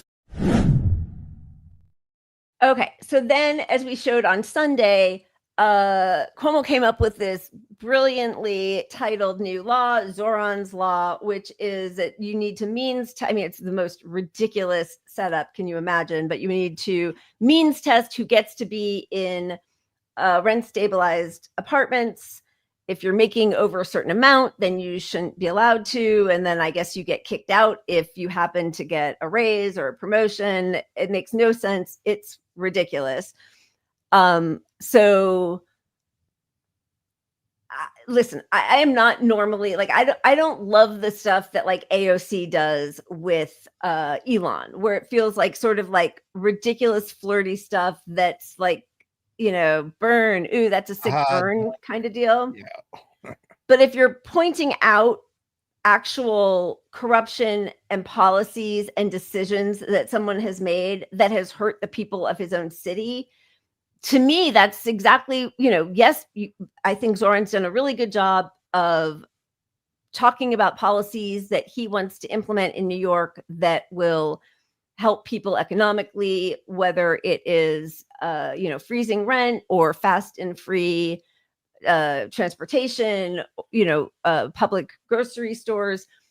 But also you do have to point out where your opposition or opponent has destroyed or tried to destroy the working class. He's frozen again. So this is Zohran's ad that he put out, I think, yesterday. Here we go. 4 years ago, Andrew Cuomo resigned in disgrace, and you probably know why. The governor's office kept the nursing home death data secret. Cuomo aggressively groped an aide. Inappropriately touched a female state trooper. Use of state resources for a COVID-19 memoir. Less well known is what he spent the last 4 years doing, besides getting trounced in the Democratic primary. In 2022, Cuomo started Innovation Strategies LLC to represent individuals and corporations in a variety of matters. Definitely not vague. Last year, it raked in more than $500,000. Who paid for Cuomo's services? He refuses to say. But what journalists have been able to piece together is troubling. In April, Bloomberg revealed that Cuomo advised a cryptocurrency exchange based in the Seychelles as it faced federal investigations. Then in May, Politico reported that Cuomo failed to disclose $2.6 million in stock options to the New York City Conflicts of Interest Board. His excuse? The stocks were technically owned by Innovation Strategies LLC, of which he's the sole proprietor. Finally, in June, the New York Times uncovered that Cuomo had worked with his longtime friend Andrew Farkas on a luxury marina project in Puerto Rico. Farkas' previous partner on luxury marinas in the Caribbean, Jeffrey Epstein. We had a finance chair like none other, Andrew Farkas. That's the thing about Andrew Cuomo. Once you think you found out about all of his scandals, you find out about another, and then probably another. But if my friend, the disgraced former governor of the state of New York, feels that's unfair, Habibi, release your client list. Okay, I have to say, I love that last bit. Habibi, release your client list. Because he's corrupt. He is a despicable man who does not work for his constituents. And so to me, that doesn't feel like the snarky, like Instagram back and forth stuff. So anyway, hey, welcome back, Pat. What is going on? It's your Israeli VPN. They're getting you. I don't know. Maybe it's the wheel. Maybe it's the wheel. It might be the wheel. Well, no, but I crashed this weekend playing my games thing too. So I don't know. Josh thought maybe you had gone to go get a drink. Can't hear me? Is my audio? Justin says he can't hear me. Can you hear me? Really? You hear me? Okay. Now he said, yeah, we're good. Okay. Yeah, and just as a warning, we all know, we're all warned. We know, although there was a really good interview. Something is going on because you're frozen again, so it's not the wheel. Oh no, you're not. You're there. On my end, we were both frozen. I don't know what the fuck is going on. I have a high-powered computer. I cannot spend more money out of this situation. Yeah, no, I don't think, honestly, don't. Like I really can't. No, you can't. Don't. It's fine. It might just be like a weird. It's because of all the data centers are sucking up all the grid energy, and so we're all running on slower computer time. I don't know. Okay, wait. What were we just talking about? Dude, you can't do that to my brain that doesn't work that well. That Obama fucking called. Of course he did. Put in a call to Mamdani. So let's see how that goes. Yeah. Honestly, go back to your money cave and go skydiving with the Richard Bransons of the world and leave us alone, yes. Obama. You've done so much damage already. Okay. So that is pretty much it. Although just before we go to GOP and what Trump is doing and ICE and everything, we should just show Andrew Cuomo's solution to homelessness in New York City and how different it is, lol, from Trump's red MAGA, blue MAGA proposals. Yes. How do we deal with our people? You got to get you some help, man. This is no way to live, This is why I'm in government, to help communities like this. Because this, my friends, is just unacceptable. Thank you for what you do. Oh, pleasure. We just spent years in New York City, listening to these politicians about dismantling the police and defunding the police, demonizing the police. Don't tell me that the NYPD isn't needed. Don't tell me that the NYPD isn't needed. He's just so gross. And no, they're not needed. And defunding the police is different from abolishing the police. And we can all have different thoughts on that, but defunding the police is what's necessary. It does work. It's working in, oh, look at her. She's so cute. Sorry, you can't see that green thing floating around. She has one mouse that she's decided is the only one she fetches with me, and she dropped it at my feet earlier.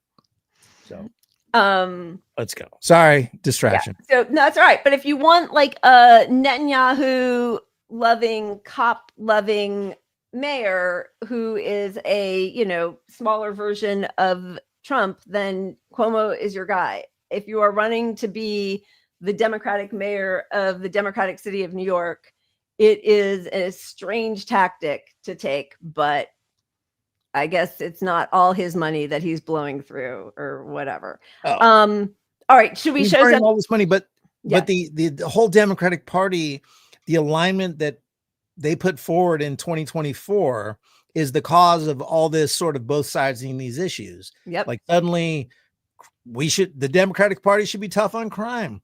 Yep. Well, look at what's happening in DC. They're using an actual authority they have in DC because DC has some weird statehood shit going on. Oh, wait, why do they? Do you want me, should we remind everybody why they do? Because Biden overturned their vote to create their own statehood. Overturned it.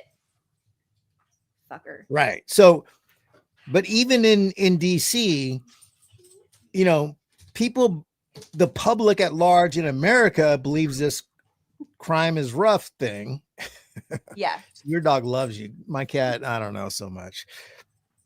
But the Democrats sold out the narrative. Like, oh, we're so weak that we have to be like tough on the border, tough on crime, all this bullshit. But all these things happening are because the Democrats capitulated to it and didn't oppose it and say, here's a better way forward. Yeah. Because the crime in DC is down like 30% in the last 5 years or something stupid. Like the idea that they need to like get tough on crime now in DC and model that for the country is fabricated nonsense.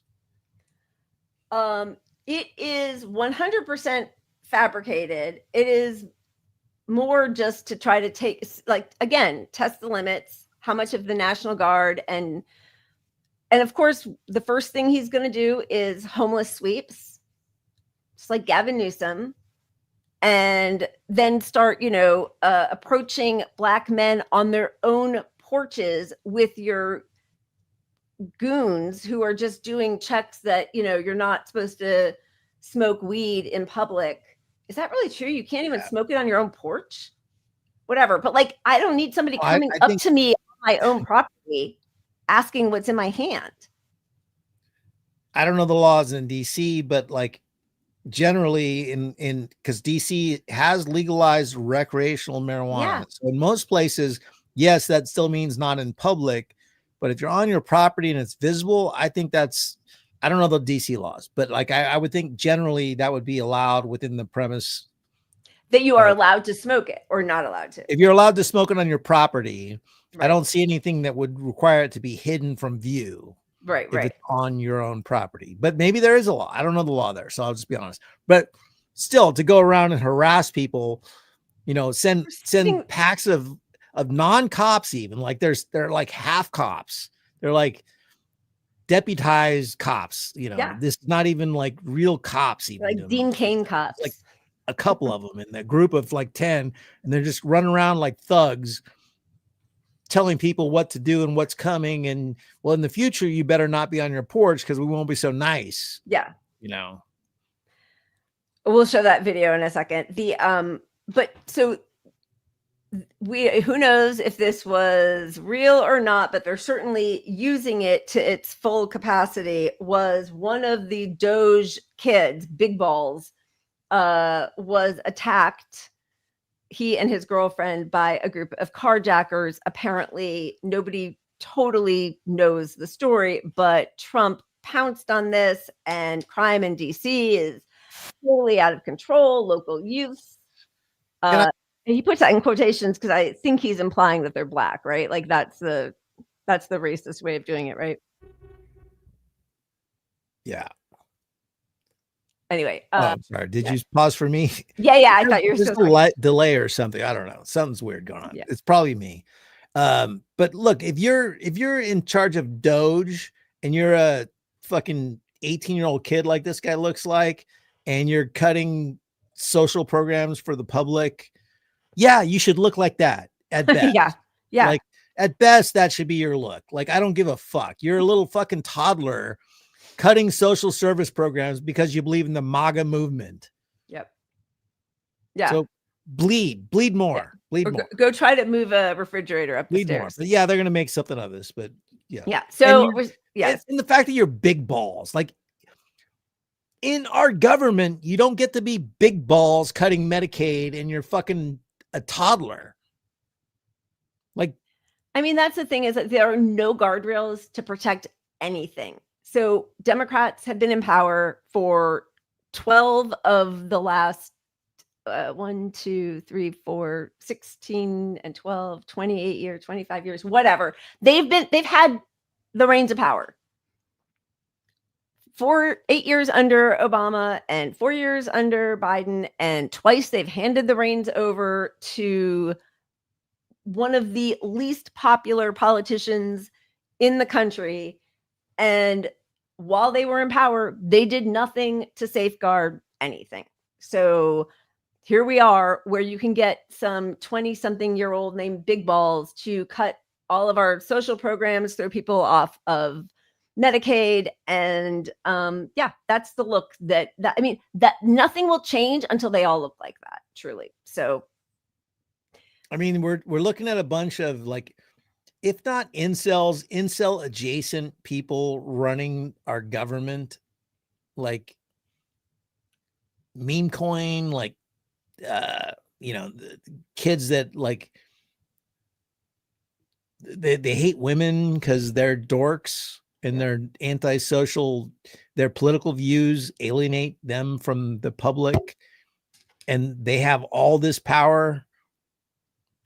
I want them to bleed more. That's all I'm saying. Can I say that? Yeah. So is my feed going to get cut again? VPN. Even that guy in Tel Aviv is like, and pause. A targeted hit.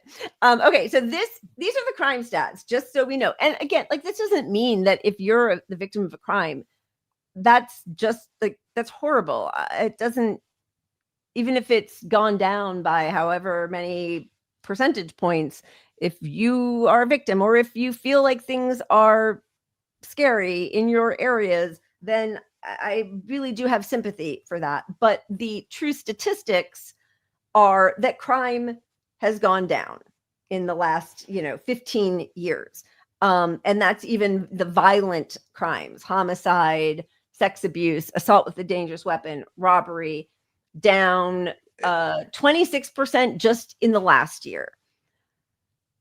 But of course, that's not how our media talks about it. They love to inflate the fear of crime and the propensity of crime and all the talk about shoplifters and looting and all of that stuff, which might exist. It exists at a lower rate than it used to. It still is horrible if you are the small shop owner who is robbed, or the person who is carjacked or robbed or murdered or anything. Of course, I understand that. But first of all, crime is not going up. And second, they never talk about how to fix this. And, instead what ends up happening is they are targeting mostly Black people in DC.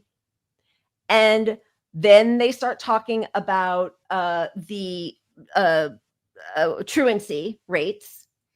Then they go to the COVID lockdowns. And I have to say, I was shocked because a congressperson from DC was on Breaking Points yesterday or 2 days ago. And Ryan Grimm asked about, do you think that the lockdowns during COVID have added to the teen crime rates in DC? And he didn't say it like we needed to do that because we were at the beginning and in the midst of a global pandemic where we didn't know how things were spread. And then when we did, we knew it was airborne and we didn't have proper air filtration or ventilation in the DC schools and people were getting sick. And even if children weren't getting as sick as adults, they were spreading it to their communities. And that probably also could have some lasting effects if you kill your parent or grandparent or aunt or whoever. And how many thousands of children became orphans because their caregivers were killed. Like there were a lot of reasons to take a aggressive approach to trying to shut down everything so that the virus didn't spread. But like they're still going to blame lockdowns on everything that they, you know, like, oh, they're making strange decisions. They seem more violent. They seem more antisocial. I don't know. Could it be the brain damage that you get from COVID and repeated infections? Like they just keep talking about these lockdowns from 5 years ago. Yeah, all of that is nonsense. I mean, if you look at science, like first off, when in doubt, protect the public. Like that's the goal as a CDC, right? So you can argue against, you know, mandatory vaccinations, or there was no mandatory vaccination anyway. It was just like some jobs required vaccination because we didn't know enough, and public safety was like, hey, if you're going to be in the surrogate of the US government, we want to make sure that the government is not promoting something unsafe, right? So precaution is the first thing you want in response to a fucking pandemic, for fuck's sake, right? But secondary to that, all this nonsense about lockdowns and the harm caused, like it's all of it is debunked when you look at the data, the suicide rates, the education rates, the harm to workplaces do better with people working from home. Like it's all just, it's just garbage narratives. It's capitalism to the extreme is pushing that stuff. But there is some sort of irony of like, you know, pushing this false narrative that the crime is up while also pretending that that COVID caused these problems also. Right. At the same time, like you're doing a double bullshit sandwich. Yep. And you're trying to have it every which way. Ryan Grimm's mouth is really embarrassing, which is like why, to me, he's like a 70% ally. Like he's great on a lot of things. The COVID stuff is but when you're terrible on COVID, I don't really want to share your shit because it's as important as all this other stuff. And it all intersects, right? Because if you are okay with some people getting COVID, getting sick, getting disabled, dying because of whatever pre-existing conditions, or just some people are going to have to fall by the wayside, that level of eugenics is also what allows you to say, well, these people were sort of born criminals. They are born a crime. Like they are terrorists. Also, to me, the bigger picture is that, okay, you're pushing for us as a society to somehow change our government, but you fell in line on a fucking pandemic. Like you're pushing all this other anti-establishment stuff, but like the biggest thing that affected the most lives on earth, you just bought it up. So like, and it continues. It persists. If you're still pushing that, like, if you might have slid a Jimmy Dore left or Jimmy Dore right, excuse me, on some of this stuff, but you're a journalist. The information is out there. The left that was right about COVID and saying take more precautions. Inarguably is right on this issue if you look at the facts. And here you are pushing the bullshit still. So like the people saying we're going to have all this revolution who also are still eating up the corporate shit about COVID. Yeah. I don't believe them to be allies. They're gonna cave to the next thing that stops us from fucking getting Medicare or Medicaid or Medicare for all. Like they're gonna stop that thing because they're gonna eat up the next thing, just like they ate up this thing which was COVID. I mean, because the truth is, the level of privilege and comfort that they enjoy means that they're gonna always in the end side with capital. Like they just are. Like it'd be great if we could have Medicare for all or universal healthcare, but it's just now it's not the time. It'd be great if we could fight for our trans friends, but this isn't the time.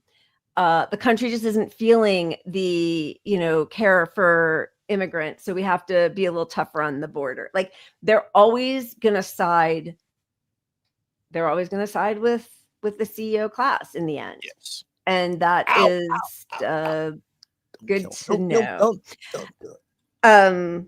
All right. So this is what's happening in DC, which is, Trump just fucking says the most despicable and horrifying things. And it's like a test bubble. And I don't really see a lot of the party of opposition speaking out and fighting back against what he's basically saying is we're just going to take over martial law everywhere. And we're going to have the same thing here. But then I'm going to look at New York in a little while. Let's do this. Let's do this together. Let's see. It's going to go pretty quickly. And if we need to, we're going to do the same thing in Chicago, which is a disaster. We have a mayor there who's totally incompetent. He's an incompetent man. And we have an incompetent governor there. Pritzker's an incompetent. His family threw him out of the business, and he ran for governor. And now I understand he wants to be president. But I noticed he lost a little weight, so maybe he has a chance. You never know what happens. But Pritzker's a gross incompetent guy, thrown out of the family business. But when I look at Chicago... And he's talking about Baltimore. I mean, he's just like spewing out names. We're just going to take over.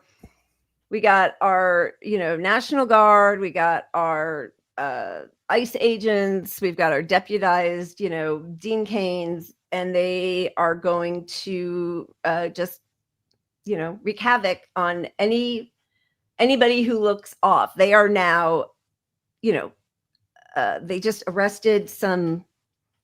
Well, yeah, go ahead. Well, they basically they have power under, our laws to do some of this stuff in DC, right? That's right. They really do. It's just crazy in DC, right? Yep. But they don't have the power to do this other stuff in other cities and mayors and states, right? And for them to usurp this authority that doesn't exist, like it is fascist as fuck, right? Yeah. That's the whole point. And yep. And you can't let them get away with any of it because they're going to keep pushing this. You got ICE, like ICE was a non-thing. It was a small little thing. I mean, it was expanded under Biden. Don't get me wrong. I mean, Biden, and we wouldn't be here without Obama. We wouldn't be here without Biden and Obama expanding ICE, right? But now it's going to be bigger than the police in the US. And this is their way around all these laws is like, okay, we're just going to make ICE huge. Yep. And then we're going to go for, this is basically a private military in a sense. So like the risk of this stuff is very severe when in tandem with it, you see everything we want, universal healthcare. We want equality, gay marriage. We want, a living wage, some, but we don't want to roll things back. And while they're rewriting history and they're going back to the Smithsonian and correcting that and defunding anything that says our country had some bad moments in the civil rights movement, like, and when you see all that happening while this new police force that sure it existed, ICE existed, it was a thing, but now it's like, it's going to be the biggest thing. Like, so it's like, he can't he can't change the laws on these things, but he can create an economy where you need to be iced to live. Right. I mean, like we're watching this happen right now. So like, if you see ice in your neighborhood, that kid who worked for Doge should look nothing like, he should be in a better shape than every ICE agent you ever fucking meet. Because that's, I mean, that is the boomerang effect, right? That they talk about. What we do, what our soldiers did over in Iraq and Afghanistan came back here, right? And like, that's why, do you remember when Pete had that ad where he's like, I didn't hold a AK-57, whatever, over in Iraq or Afghanistan just to see them on the streets back here. It's like, what the fuck did you think was going to happen? Like, of course, that's what happens. You have every vile imperialist action that you have taken against people over there. Of course, it comes back here. You dehumanize Palestinians and Iranians and citizens of Afghanistan, like Lebanon, because they're Arab. And here we do, Black and Hispanic and Latino communities, and then it's trans people, and then it's a woman, but she didn't look that feminine to me, so I told her that I didn't think that she should be in the women's bathroom. Turns out she is a woman, but why'd she look so masculine? Like, so everybody is now going to be judged and condemned by these far right fascists, and so that is coming for everybody. The way they treat Palestinians is the way they will treat all of us. It's enough just that they treat Palestinians that way, that we all, of course, should be fighting and raising our voices about it. But it doesn't stop there. They're doing that here. They are, they just kidnapped an ICU nurse here in Los Angeles, U.S. citizen. They have been doing this to many U.S. citizens. Why? I don't know. Was her skin a little brown? Was she speaking Spanish to a friend? I don't know. But like this happened 2 days ago in Los Angeles, democratic city, democratic state, the fourth largest economy in the world. And where are our leaders prohibiting this from happening? Get off her head! Get off me! Get off! Your knee is off her fucking head! Get it off! Get back! Get back! Get off her head! Get back! Get off me! This is public property, sir. isn't that knee on the neck? IDF. This is ICE beating her up. They got scared her head. I'm where I need to be 10 feet. So. You guys get her in the van? Sir, you okay? Yeah, my keys are in there. Okay. Get back. And you got 10 feet away from us. It is 10 feet. You a brown man. You should be ashamed of your motherfucking selves. You guys are on the wrong side of history. You're going to be in history books. Are they hurting you? She's a U.S. citizen. Nobody should be treated like that. U.S. citizen, ICU nurse. They don't have badges, identification. They're covering their faces. They're just kidnapping her and throwing her into a black van. I mean, and this, like, we've seen countless videos of IDF soldiers doing this to Palestinians in the West Bank and in Gaza, right? Like, when you feel like you have, say again. Well, these are the people training our military, our cops. And nobody is stopping them. Like, we all know that these evils exist. So where are the guardrails? Where are the people fighting back against it?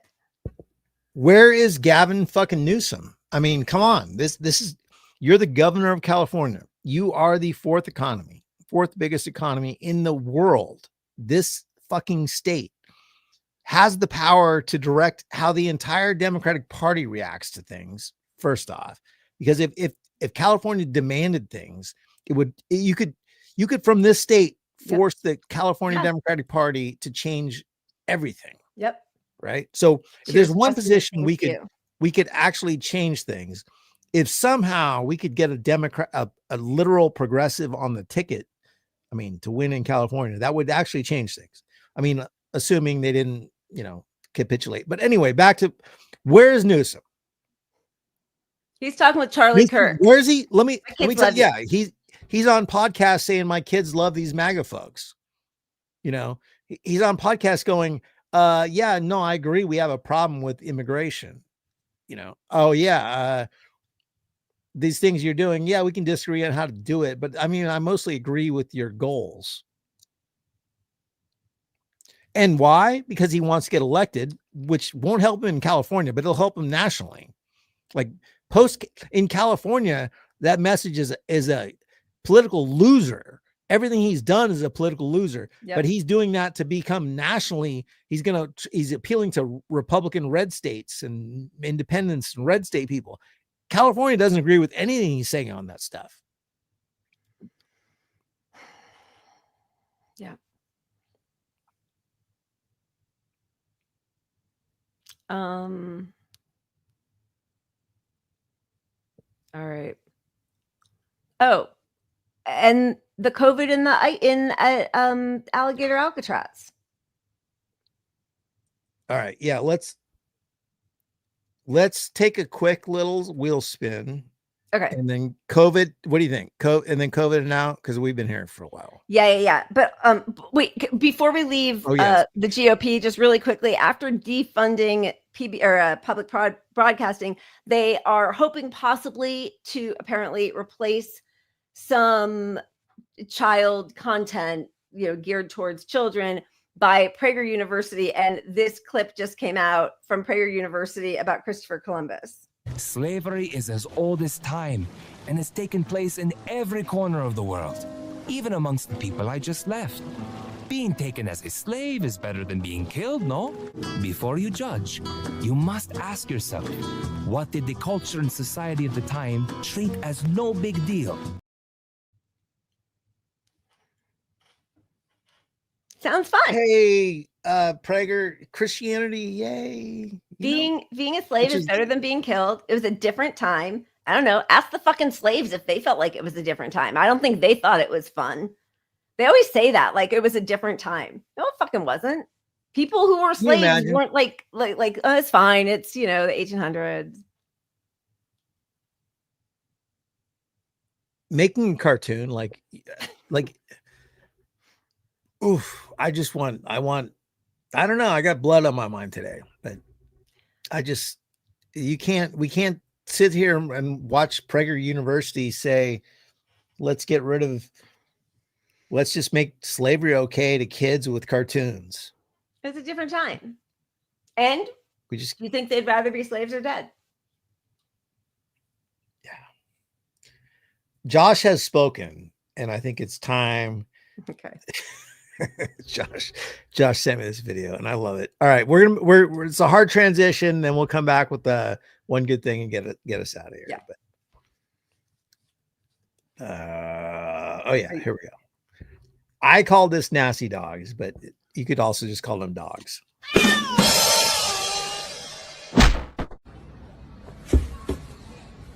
That's her butt. Don't touch.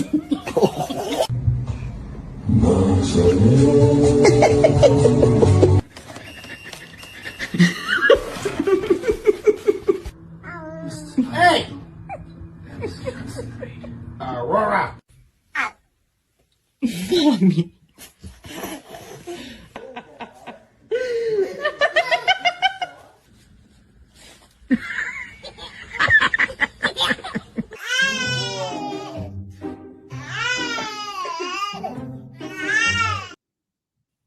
What is wrong with these parents? Like, where are you? I was constantly like, don't they have a job to do? What the hell? And they're just like, because also, by the way, like some of those kids could have gotten really hurt by those dogs. And then they would have put the dog down and been like, don't let your kid bite your dog or grab it. Josh, that was not funny, Josh. Josh, you did wrong. You are actually like, we're about to have a fight because like he would laugh and I'd be like, what are you doing? You can't, I mean, our kids didn't hurt, but like, what, like, ugh. I didn't watch that video. I thought he sent it to me, but I hadn't watched it. Having had a bunch of dogs, it depends on the dog. Like, what your dog will tolerate, not tolerate. So, I'm not going to hate on the parents in all those videos because they might have had you've seen your dog like grab your dog's balls and you're like, all right, this one's okay. Yeah, but animals, I mean, they're animals and they're fast, right? So like you're back there 10 feet away filming your baby antagonize a dog that might just to like keep your baby in check, just give it a little nip on its sweet little face, and then all of a sudden you've got a real problem. Oh my God. Or a cute little scar in the story. Unbelievable. Sorry. Come on. I appreciate everybody's support on my position. Okay. Are we doing the one good thing? Are we out? Yes, we are out. One good thing. What do we got? One good thing where it's it still is a little sad, but to be creative and still do art in the face of this desperate time, I think is really commendable. And so people still finding that spark in them to speak out about what means something to them and their heart and to the world, I think is really important. It's one of the reasons that artists are often one of the first groups that are targeted by fascists when they take over. So as an artist, as a creative person myself, I'm probably a little biased, but I do think we should, celebrate those moments. So thank you all for helping me find a little bit of joy a couple times a week. I think you guys are all amazing, and we so appreciate all of your support. Keep punching up. Cheers. Thank you. This is Earth to Eve, and the song is beautiful. It's just her and the lyrics. I think down the road we want to put it over some Palestinian footage because I think that would be really powerful. I agree. And but cheers. Thank you guys. Cheers.